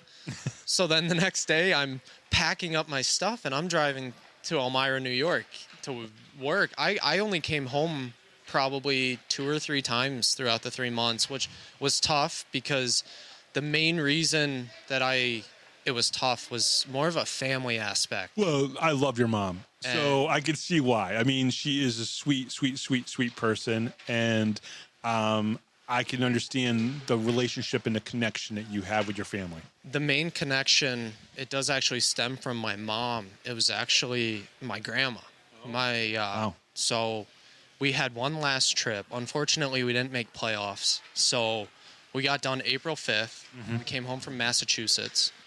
And my grandma was actually in the hospital. She went from hospital to ICU. Then she was in a nursing home for rehabilitation. And then she actually, unfortunately, passed away on April 5th, the day I came home. So, I mean, it was pretty sentimental, because I think she was just waiting for me to be done. So I actually got to stop in Robert Packer Hospital, which is actually in Sayre. So it's on my way here back home. So I actually got to see her. My mom was there, my dad, my sister, my grandpa, and we all just got to be with her. And she was still with us when we left, but when I got home at 7 o'clock, my mom stayed at the hospital when my dad and my my sister and myself left. Mm-hmm. And then she called and said that she finally passed, which it was a saving grace because she was struggling for a while there. You know, it's amazing because my brother and I were in the hospital with my mom in 2020. She went in, spent 2 weeks in the hospital, and within 24 hours, she took a downturn and she passed as well. But my brother and I haven't talked about this too much, but I truly believe she waited until we left. So it was about 1 o'clock in the morning. I said to my stepfather and my brother, I was like, I got to go home. I'm tired. I'm exhausted. I'll be back in the morning. I got to go get some sleep, right? And no more than 2 hours after we left is when she went. And I truly believe in my hearts of hearts, because I had a great relationship with my mom, she didn't want me there to see it. She didn't want me to be there for that. Mm-hmm. I went home. I passed out. I woke up probably around 6:30, 7 o'clock, because I'm always up that early, no matter what. And there was the text from my stepfather about 5:30 saying that she passed around 3. Yeah. You know, and I think she wasn't going to die in front of her 2 sons. Yeah, it was just the way it was. It was so tough leaving here, and even when I left in January, she was still struggling for a little bit. So it was very tough for me to get away from my family and my mom's an only child as well. So that was incredibly tough on her because my sister's not home a lot. Yeah. And then I'm going from being home every day, driving up here to work, and now I'm leaving. And I'm home once in a while. I actually was able to see my grandma before things went a little more south. Mm-hmm. I got to see her in a nursing home a couple times and actually talk to her about what I was doing now. Yeah. And she still didn't really comprehend that hockey was what I was doing. Because you were a soccer player. She always saw you on the soccer field. That's why. Every time. And I was always talking about soccer. I always had soccer jerseys on when I was a kid or buying new cleats, asking for new cleats every birthday and Christmas. And it was just so nice for her. And my mom and obviously Dylan came to an Elmira game too. So it was nice for them to come over, and my grandpa made it over to a couple games. So that was nice. And it was very sentimental for him to make it. How much has Dylan helped you in this process? Oh, more than you know.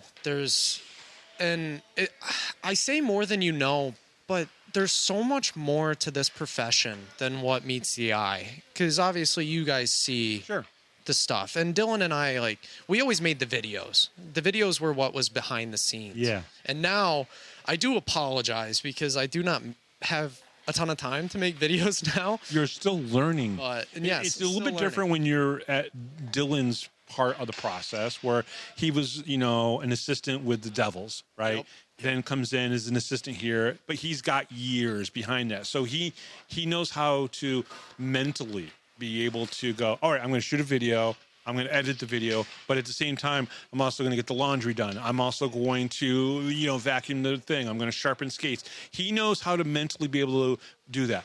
You're in your first year. No one's expecting you to be able to do this. So you don't have to apologize for that. I understand that process completely. Yeah, it is a lot. And because everything you just said is still nothing changed from when everything I do is the same thing that Dylan used to do. Maybe a little bit different orders in there, but on normal game days, everyone, as the guys are coming in from practice, I'm already going up to them, and they don't even have their skates off. I'm just taking their steel out for them so I can get going. Right. Because I gotta have that done, and then John actually Jeets helps get the laundry done, so he's working on that. And the room I'll vacuum the room tomorrow before we play Port Huron on Friday, just to keep up with time. And then I'll change the garbages tomorrow, so I don't have to worry about it.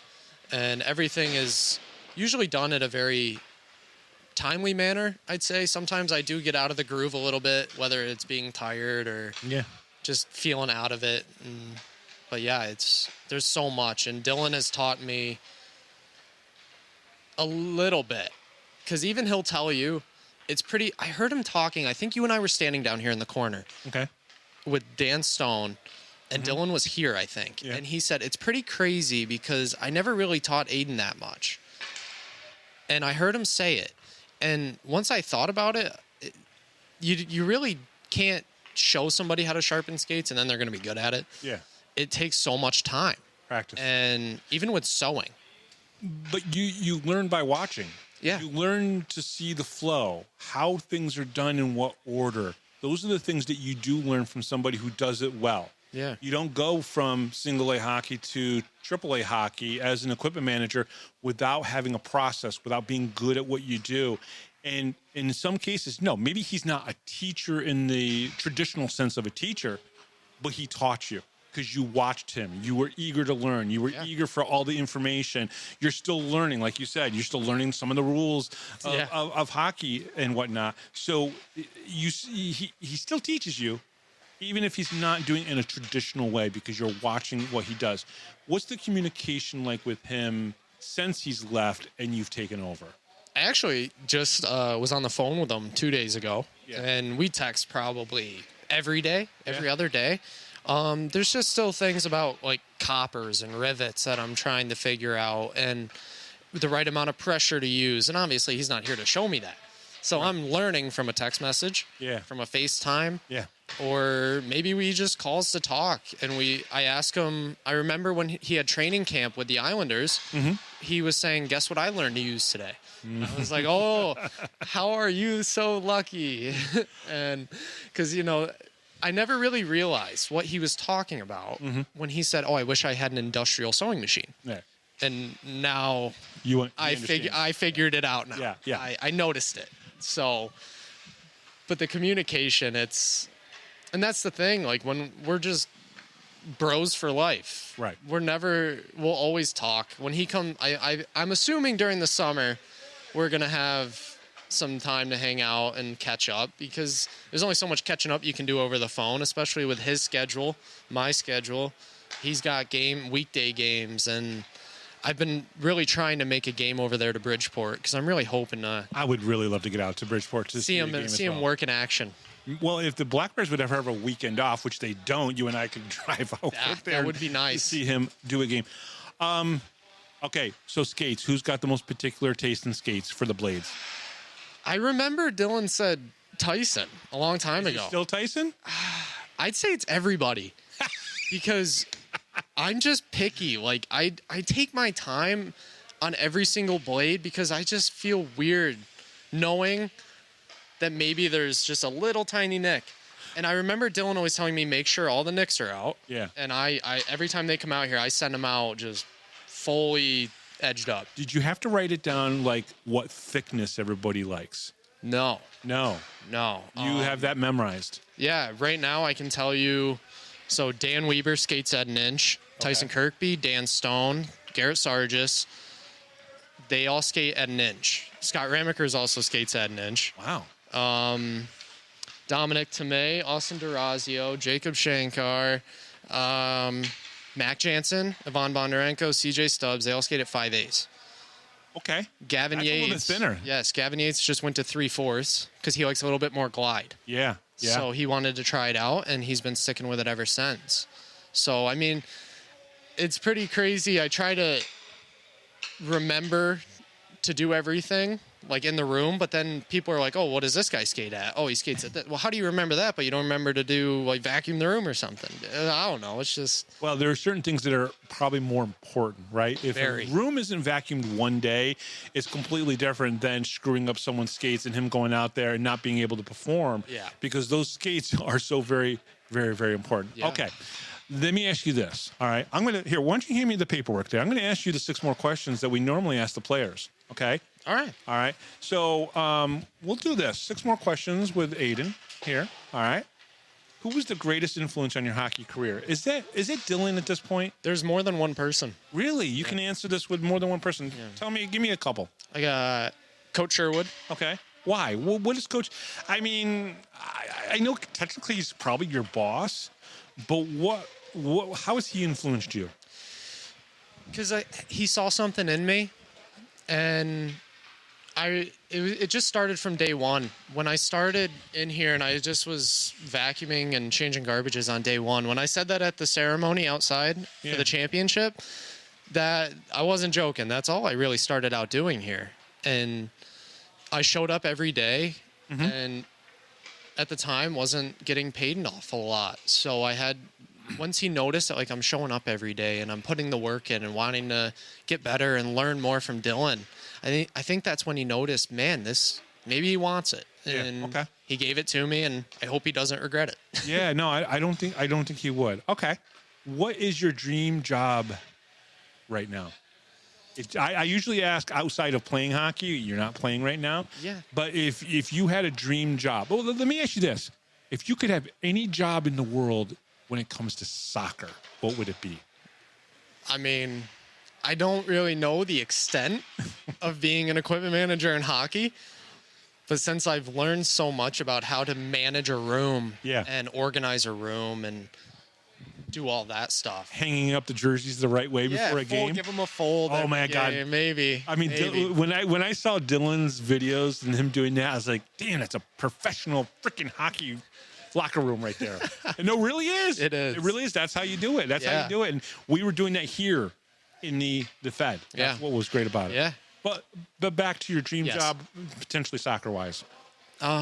Maybe soccer, but outside of soccer, because you got to think, though, like, I went from playing soccer, and now I watch it on TV when I'm sharpening skates. Yeah. But now I'm so influenced by the game of hockey. I'd say it'd have to be to get to the AHL or the NHL.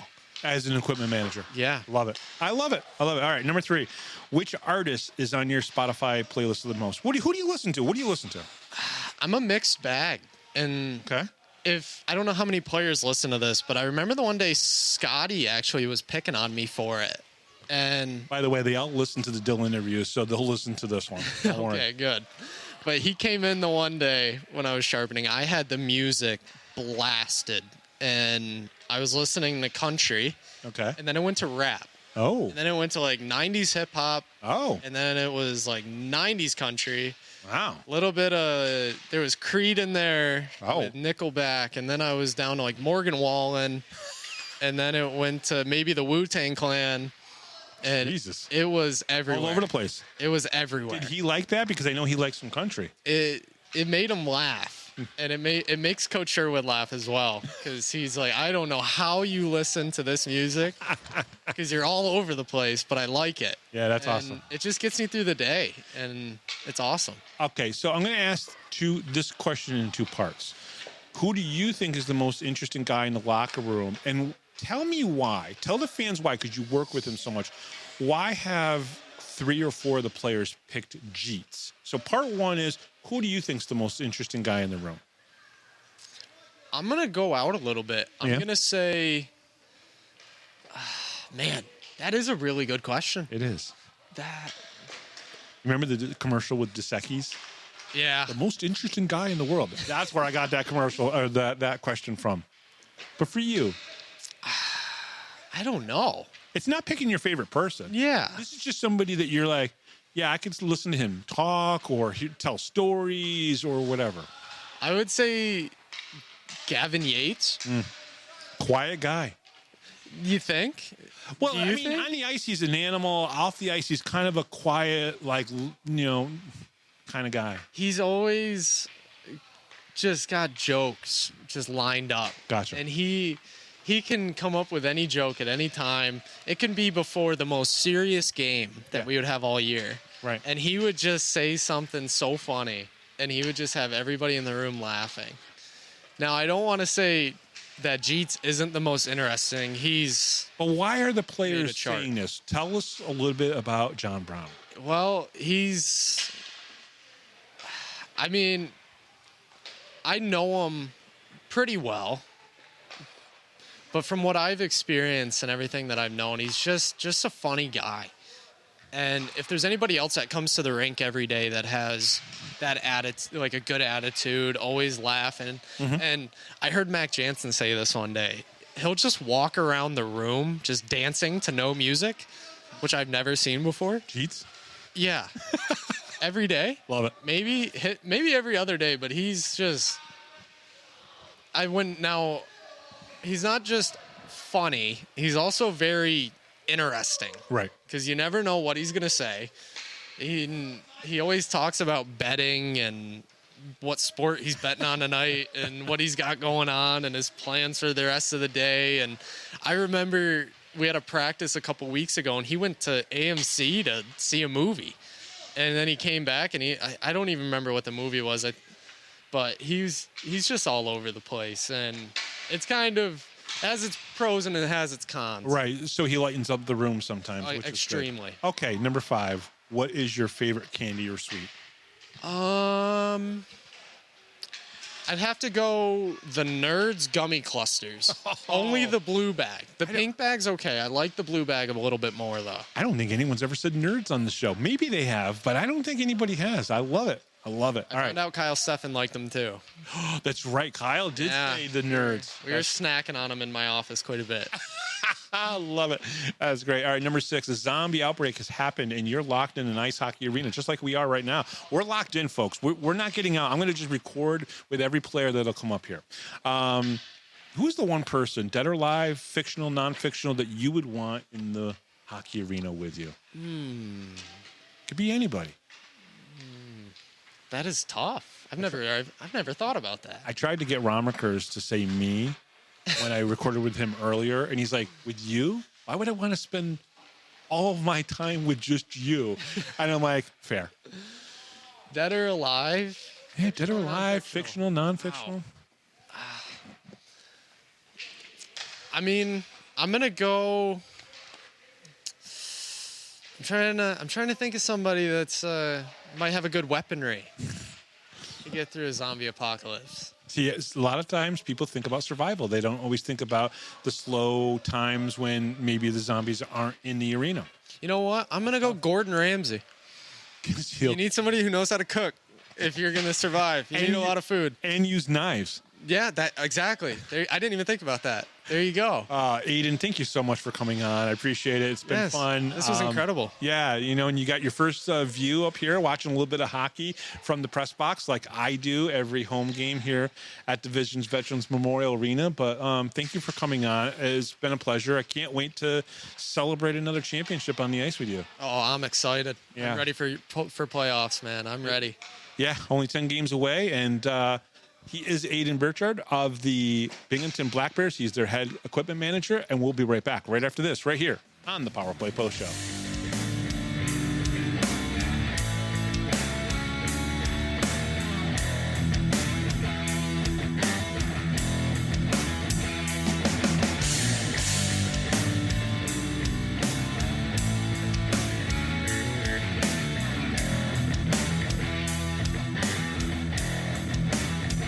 If you're a Binghamton hockey fan, then you need to check out binghamtonhockey.net for all your news, stats, information, the Binghamton Hockey Hall of Fame, top 10 lists, profiles, and so much more. That's binghamtonhockey.net. You're listening to the Power Play Post Show. And welcome back, everybody, to the Power Play Post Show. That was Aidan Birchard. And, of course, before that was Scott Ramaekers answering 6 more questions with our very own Taylor Welch. Taylor, good job on that. Good job last weekend. Just, showing up, putting in all the hard work and the hard hours that you had to do that day. I think you were there around 9 o'clock and you stayed until almost 1:30, I think it was, before you left. So thank you very much for doing that. It was great. And I'm sure all the fans, you actually got some comments from some of the fans in person and through social media as well. Yeah, they kind of keep happening too, and I'm still getting used to that. Like, because you've done all the interviews, so I'm still getting used to people recognizing me.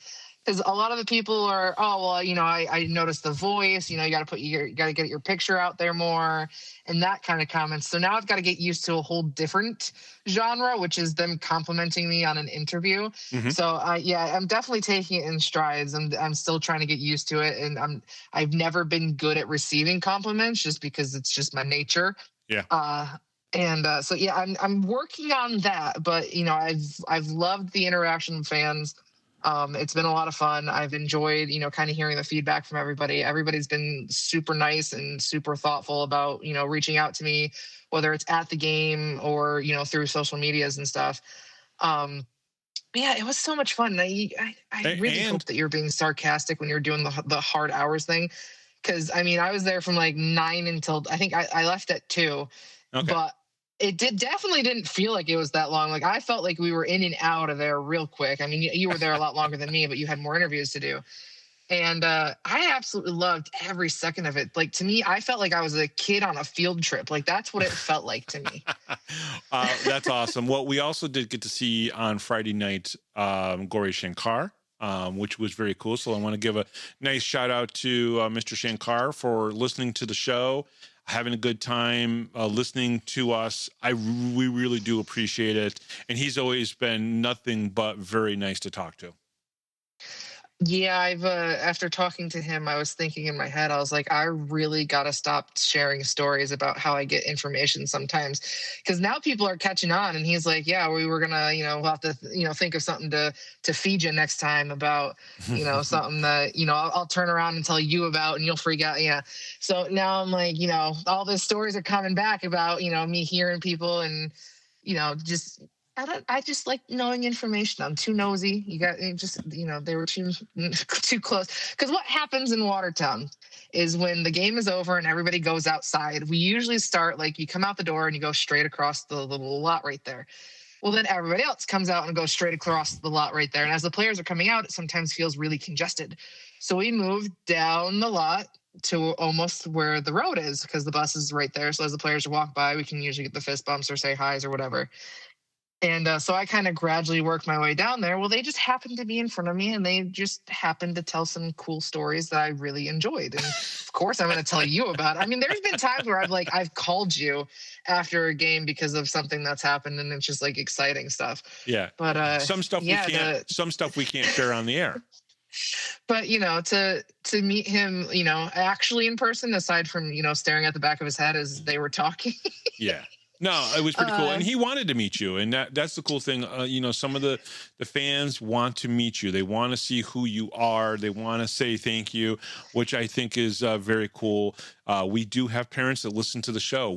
There are some parents that listen to the show that I don't know that have listened to the show or that they haven't reached out. And that's absolutely okay as well. But it's always a good time, but it was good to see Mr. Shankar. I know he had some surgery just recently, so it was good to see him up moving around. And I hope he's feeling good. He reached out to me on Saturday and said that they listened to the show on their way back home, and he complimented me on the interview and told me I did a good job. Yeah. And then we kind of talked about Jacob a little bit because, how can you not? He's been so hot in the Black Bears community right now. Yeah. But yeah, it was a lot of fun. It's always so fun to meet the parents, and honestly, even for me to just get to know some of the players a little bit more than, what they do on the ice has been so much fun. Yeah, and Jacob Shankar is up for Tub Time with Jacob Shankar. So if you didn't listen, folks, you really got to go back and listen to that interview. If you didn't listen to it, Tub Time with Jacob Shankar might be a thing, might happen. I've already talked about it with Jacob, and he would be totally on board. And he's so excited. He is so amped for it. Yeah. Like, I think he would have done it right there at the game, to be honest. After the game? Oh, yeah, I think so. I think he would have jumped in. I think he was ready. Yeah, I totally agree. All right. Support the Power Play Post Show by subscribing on YouTube. When you subscribe and like episodes, it signals to YouTube that hockey fans are engaging, which helps recommend the show to more viewers. As our community grows, we're able to deliver more interviews, insights, and hockey discussions. Subscribing and liking is the most effective and completely free way to support the show. So do it on Spotify, do it on Apple Podcasts, do it on YouTube as well. Join fellow hockey fans and subscribe on YouTube or any of those platforms today. One more thing before we get into the Danbury game. We also had another winner for the 11x14 poster contest. A gentleman brought up his daughter. We got some pictures taken, which was very cool. Do you remember what his daughter's name was? I don't, honestly. I don't even remember if he told me in a message where I could go back and look it up. Gotcha. But I can say that he has tried every week. That's so cool. And has been like crossing his fingers and just praying that he was the winner, because he's been trying every week since we've been doing this to try to win a poster for his daughter, and they chose Tyson. So yeah, I gotta assume she's a big Tyson fan. So yeah, that was awesome. It was very cool. Hopefully Tyson has seen the picture and hopefully our poster, and we'll sign it for them If he hasn't done so already, that would be very cool. All right, let's get into this Danbury game. Black Bears finished the weekend with another shutout down in Danbury. March 14th, 2026, Danbury Ice Arena, game 47 of the season. Binghamton Black Bears at Danbury Hat Tricks. The Binghamton Black Bears struck late in the opening period to take the early lead over the Danbury Hat Tricks at the Danbury Ice Arena. After a tightly played first period, Ivan Bondarenko broke the scoreless tie with just 13 seconds remaining in the frame. Bondarenko showcased some slick stick handling and a couple nifty dekes before beating Danbury goaltender Kyle Penn at 19:47 for his 15th goal of the season, giving Binghamton a 1-0 lead heading into the intermission. The goal was assisted by Scott Ramaekers and Mac Jansen. Earlier in the period, Binghamton received the first power play opportunity when Ian Tukany was called for elbowing at the 6:55 mark after catching Gavin Yates up high. The Black Bears generated pressure but were unable to capitalize. Danbury had one of its best chances midway through the period with 6:22 remaining when the Hat Tricks broke in on a 2-on-1 against rookie defenseman Mac York. York played the rush well, forcing Danbury forward to fire the puck high and over the net.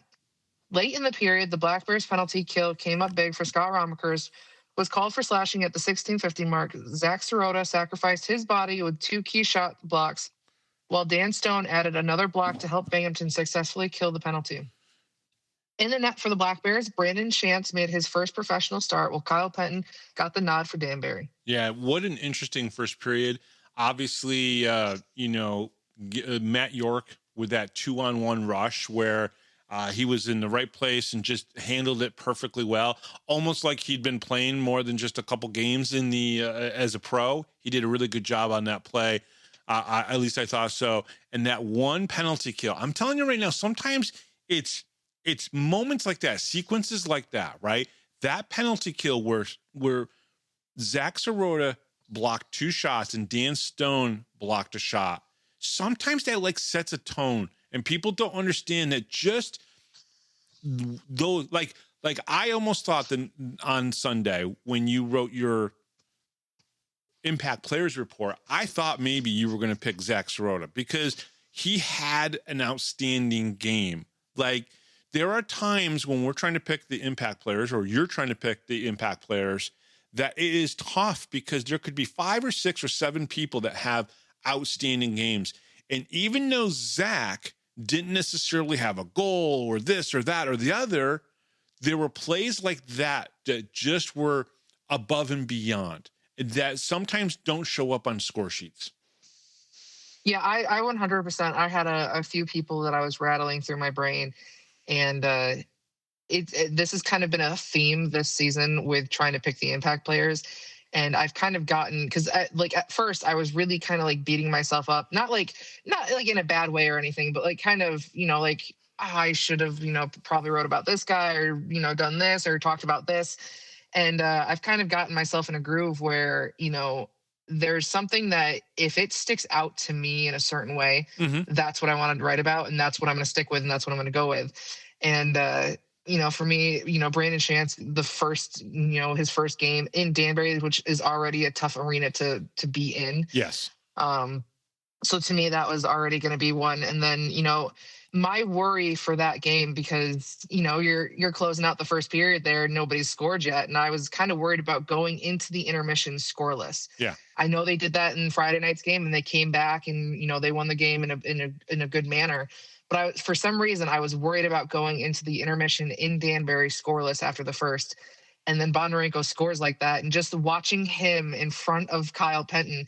And the other reason that I really stuck with Bondarenko on that one was because if you watch the 2 defenders, they're on CJ Stubbs. Like, they're not giving him any room to breathe. Right. And they actually look over and see Bondarenko has the puck, and neither one of them go after him. No. And I feel like it's because every team is so used to Bondarenko passing, setting up everybody else. Yeah. They don't even think of him as scoring. And he goes in there and, outweighs Kyle Penton and scores beautifully. Yeah. So to me, that was definitely one to talk about. And then I just, Servone with that one play just really stuck out to me. So again, it's one of those times. It's so hard to just pick 3 people, and sometimes I wish I could write about like 10 of them. It's one of those things. But Sirota quite a few times had really good defensive plays, and he's not even on defense. But I think Brant would agree with me that sometimes we already know that CJ Stubbs is the best player in the league, right? Right now, he's definitely up there, right? But, but being as dirty as he is, apparently. But being I able, can't let it go. I know. But being able to talk about Cam Cervone, who sat out the night before, comes in, makes a play like he did.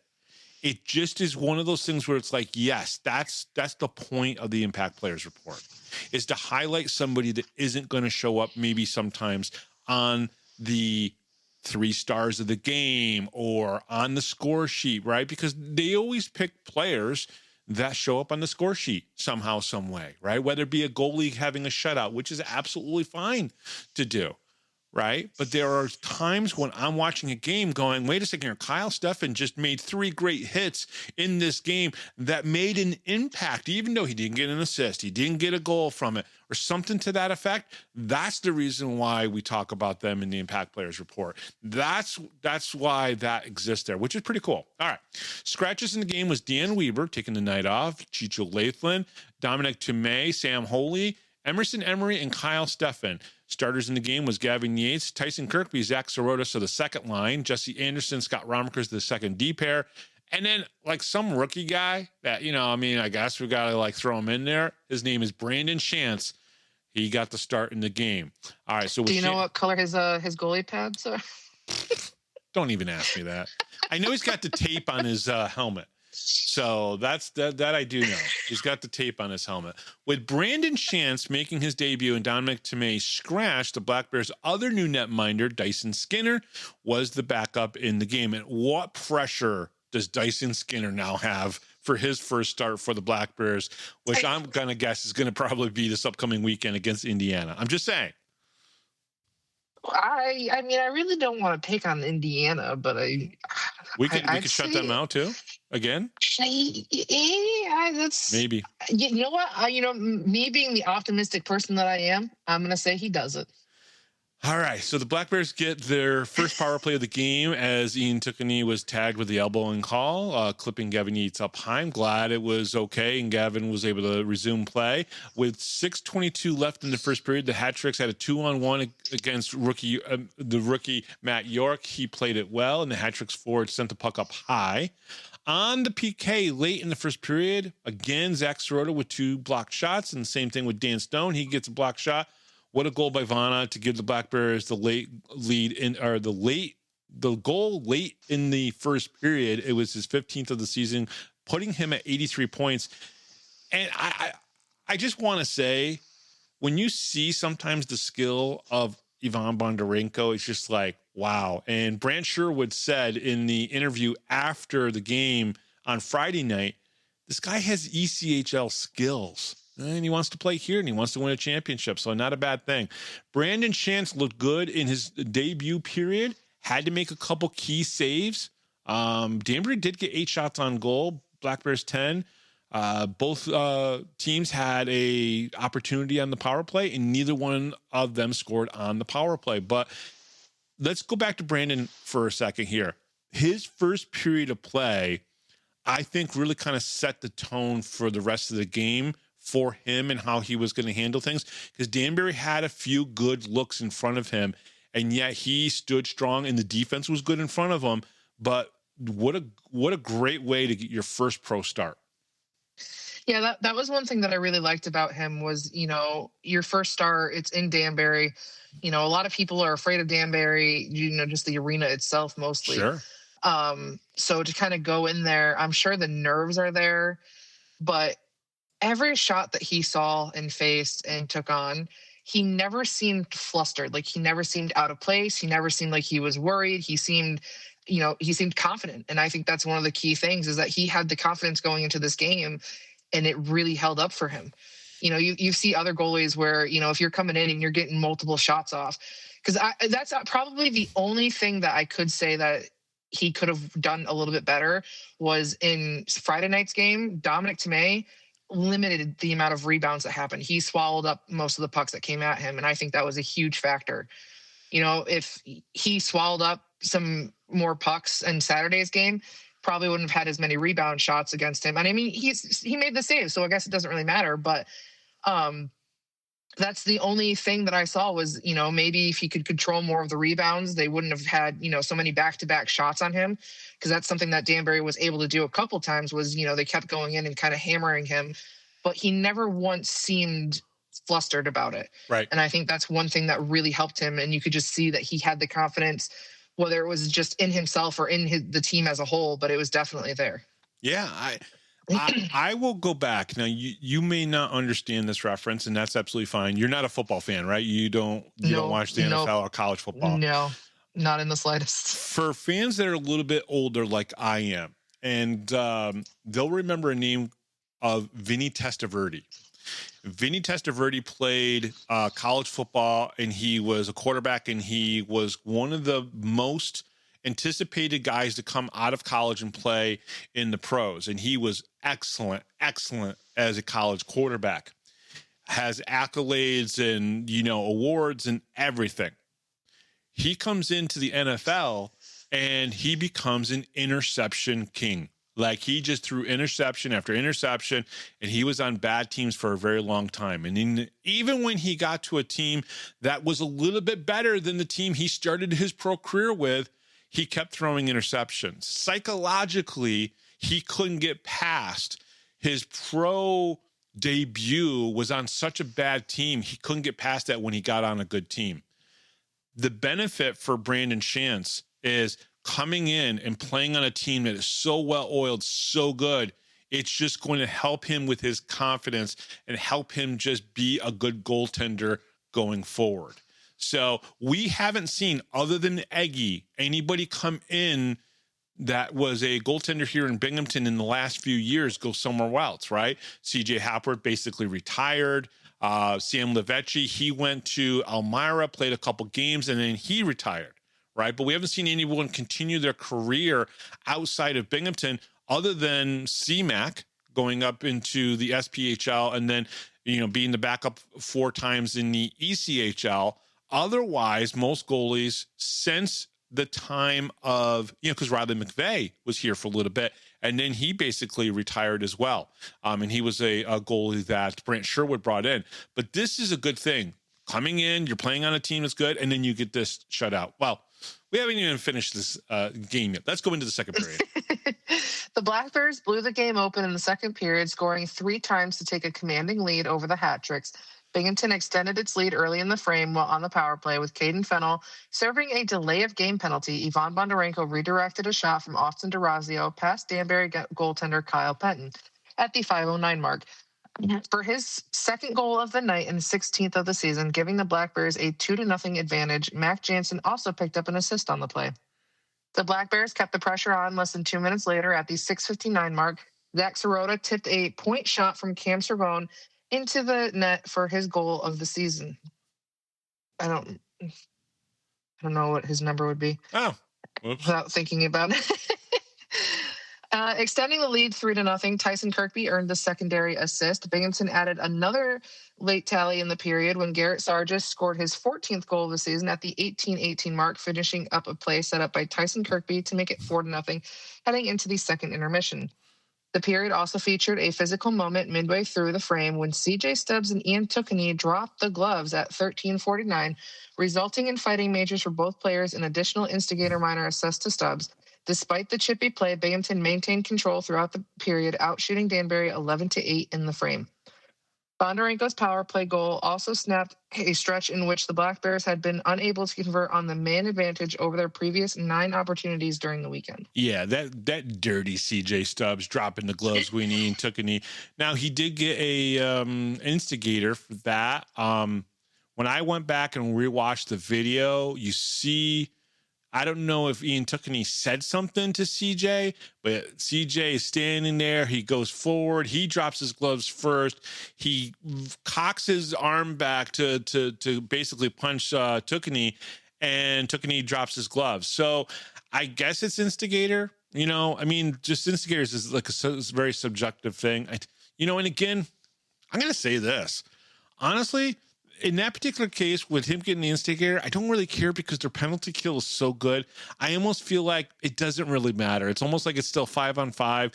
Black Bears always get, I would say at least in 3 or 4 of the penalty kills that they do every single game, they get shots on net. They get shorthanded shots on net because they are so good on the penalty kill. So it almost seems like, it doesn't hurt that he got that.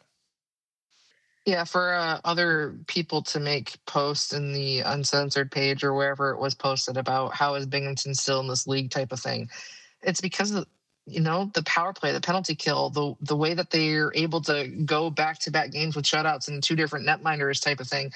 But also, the instigator penalty, I didn't care any bit about. It didn't bother me whatsoever, and I'm pretty sure it's because everybody's jaw was probably still on the floor, because that fight happened so quickly and so fast. Like, I was still watching the gloves being thrown up in the air, and the guy was already on the ice type of thing.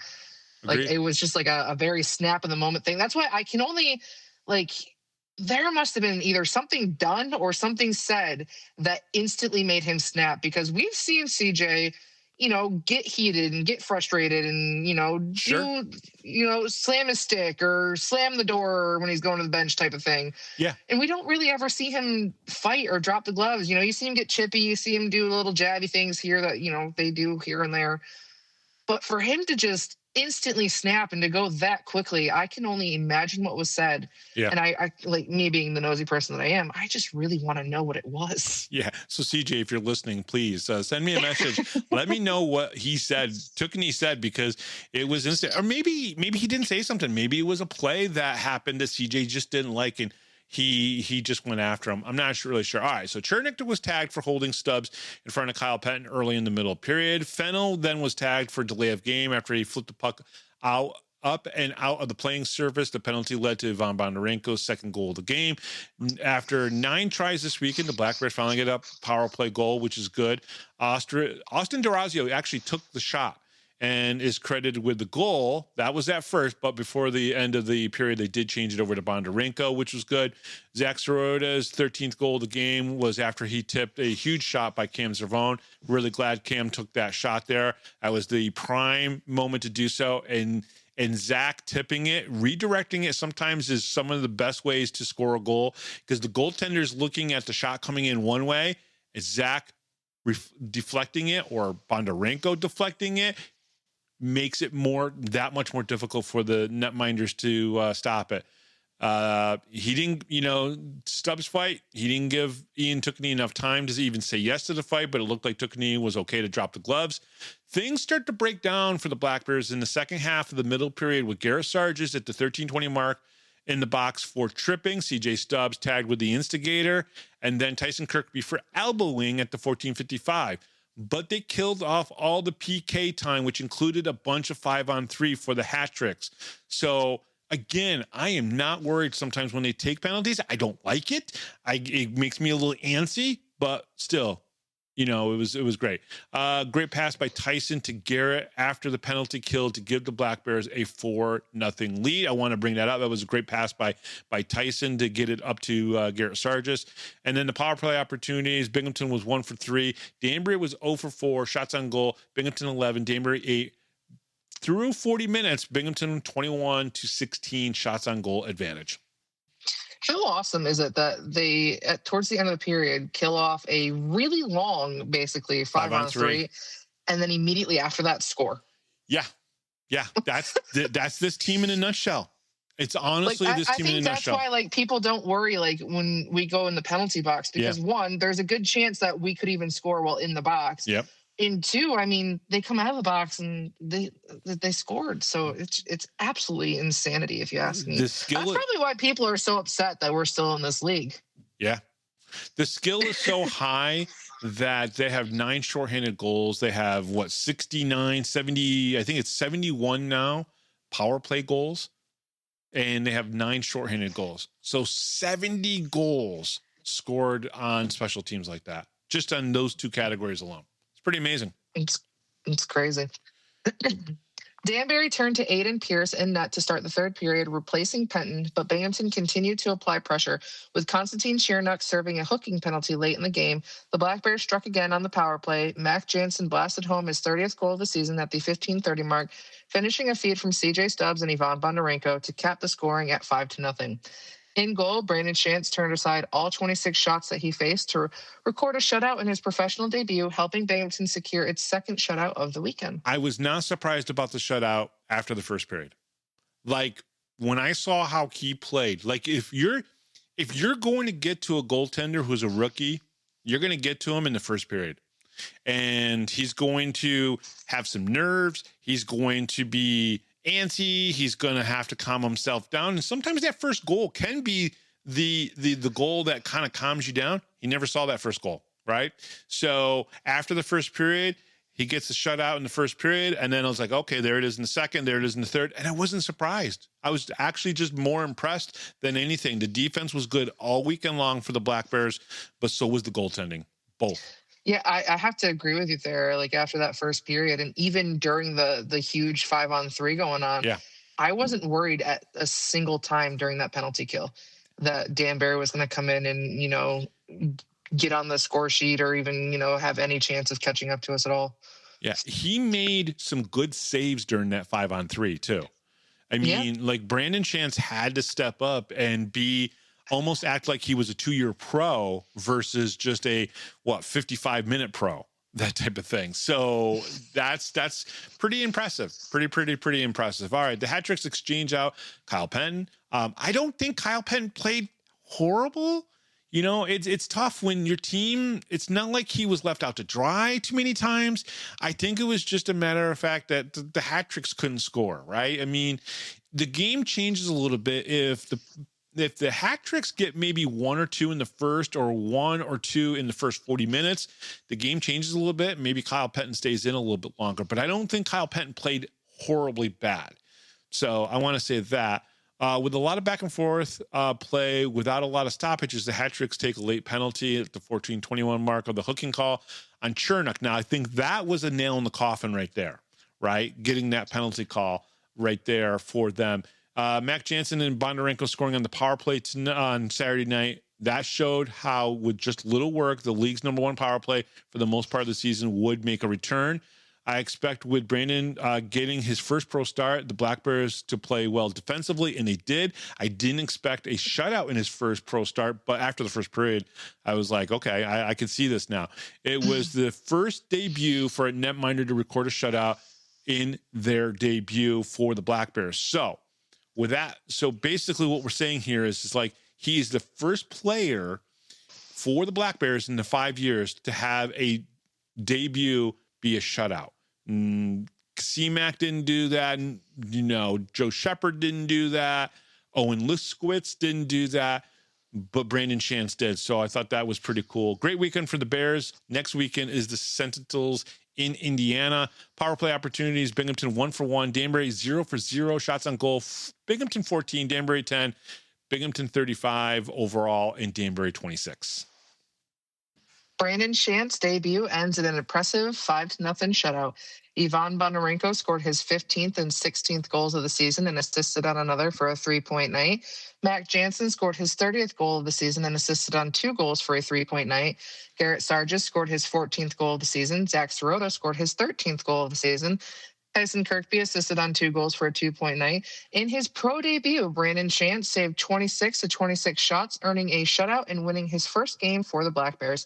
With the win, the Black Bears record improves to 41-5-2 with 122 points. This is the second weekend this season where the Black Bears win both games on said weekend via shutout. Okay, so now if the Black Bears have 8 more games, Taylor, they could get to 49-5-2 if they win all those games in regulation, right? That'll get them to 49-5-2. Well, I mean, of course, they could get to 49-5-2 if they have a couple overtime wins as well. However, basically, they can get to 49. That matches last year's 49 wins as well. Now, if they do win all those games in regulation, that's another 24 points. That would get them to 146 points, which I think is 3 points more than last season, which they had 143 points. So there is a couple milestones or tidbits that they could, kind of play for. Now, we'll talk about this on Thursday's show about what it's going to take to have home ice advantage the rest of the way. We'll crack those numbers and have that for the fans as well. But the Black Bears, we talked about this at the beginning of the season, if you remember correctly. We talked about, can the Black Bears beat or stay on par with last year? And at this point, they're pretty damn close of matching last year. Yeah, I've been actually thinking about that a lot today, is just kind of like that statement. Because I remember last year I wrote an article about, comparing last season to the previous season. Yeah. And I literally all day I've been thinking about it. And for me, and this might just be because of, the amount of stuff that I've done for the show and like the things that I've been able to get to do, meet the players and, kind of do that kind of stuff. To me, the way this team is, I truly do think that it's better than last season. I understand, like, as far as number wise, they can match last season. But for me personally, something about this team, the way that locker room is, the way that they are with each other, the way they are with the fans, it's just whatever Brant is building in that locker room this season seems like it is so much stronger than any season we have seen from Brant so far. It's interesting. Interesting. Very, very interesting. All right. Coming up this weekend, the 2 games in Indiana versus the Sentinels. Can they shut out the Sentinels again? Can they get another shutout against the Indiana Sentinels? Last time the 2 teams played, it was 2 5-0 shutouts in a row in the weekend. And by the way, this is the second weekend that we just completed this season where they shut out the teams. Now, Black Bears shut out the Sentinels a few weekends ago. 10-0 basically for the whole weekend, 2 5-0 shutouts, and then this weekend 9-0 between the 5-0 game against the Port Huron Prowlers and then 4-0 game against the Danbury Hat. Or did I screw that up? Oh, I don't remember. I was thinking about different numbers in my head while you were talking about that last night. Because you were talking about the last time we faced Indiana, we had the shutouts and stuff. So I was thinking, if we go to Indiana and if we get 2 shutouts against them again, I was like, we had 2 shutouts this weekend, so that's 9 goals. I'm like, so if we can get, 15 goals next weekend, we could pass what we did the last season with the amount of goals we had in a row without it being broken. Oh, That's what's going on in my head. No, I totally get that. And so it was 5-0 Indiana, and then so Danbury we had 5-0. So that would be very interesting. Well, we did beat Watertown last weekend 10-2. And then so that's only 2 goals that they got. It's crazy. The way the numbers are, by the way, also, if I didn't mention it, and I think I did, 10 sellouts for the Black Bears. That's what they had all of last year, including the 1 sellout in the playoffs.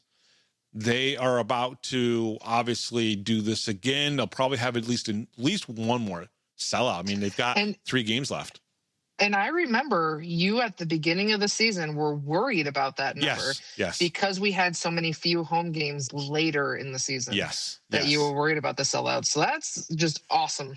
Yeah, well, it really comes down to how great the team has done staff-wise, has kind of sold those tickets, and the fans have just been great. Keep showing up, keep going to these games because the players enjoy it. It's great for the organization, and obviously we're a model franchise, even though we carry the dirtiest player in the league, and we're soft. Oh, so soft.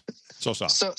So right now with the 10-2 in Watertown, we have 12 unanswered goals, and I think our highest last season was 23. I think it was something like that. So we got to go into Indiana, score 7 or 8 multiple times, and we could certainly do that. That'll be very interesting. It'll be very, very, very interesting. Score 12 goals, so a 6-0 shutout, and then a 6-0 shutout. That's what I want. And then you'll be 1 goal better than last season of unanswered goals. And then if you go to the next game and you get another, you can just keep going at this point. Just keep rolling. Well, who's the next game after that? That would be Danbury. Danbury at home. Yeah, because that's Special Olympics night. Well, Danbury, I think, is the only team that we face a couple more times. I think everybody else is like a 1 or 2 or 1. Yeah, twice against Indiana. Then we have a weekend where it's another home and home with Danbury again. Friday night in Binghamton, and then a Saturday in Danbury. Another time for that. And then the first weekend of April, it's Port Huron at home. That'll be a huge game before going into the playoffs. And then Watertown, the final Watertown game up in Watertown. And then the last weekend of the season is at Danbury on Friday and then home against Danbury on Saturday. So we have 4 games still left against the Danbury Hat Tricks. Yeah. So crazy stuff. It is crazy stuff. All right. So we'll end it there. The Power Play Post is available on all major podcast platforms, including Spotify, Apple Podcasts, Pocket Cast, YouTube, and Amazon Music and iHeartRadio. Join the conversation on Facebook, search for the Power Play Post Show, and become part of the community. Looking for everything Binghamton Hockey, visit binghamtonhockey.net. Thank you to Rob Lapolis, our MC, John Petitucci, our musical director, and from the Binghamton Black Bears, Scott Ramaekers for answering 6 more questions, and from the Black Bears as well, equipment manager Aidan Birchard. If you stayed and listened to this whole episode, please send me a message. Let me know. And, we really appreciate it. And I am Bob Howard. She is Sarah Welch. And we'll talk to you next time right here on the Power Play Post Show.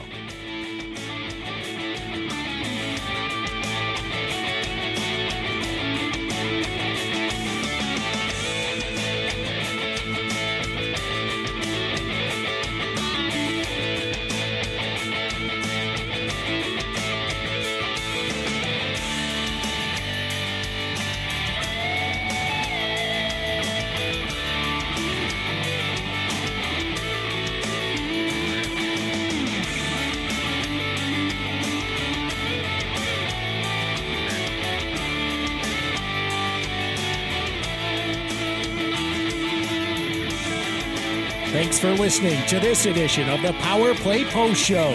Be sure to tune in next week to the Box Studios Radio Network for all the latest Black Bears news and interviews from around minor league hockey. The Power Play Post Show would like to thank John Petitucci for all the music you hear on the show. You've been listening to the Power Play Post Show.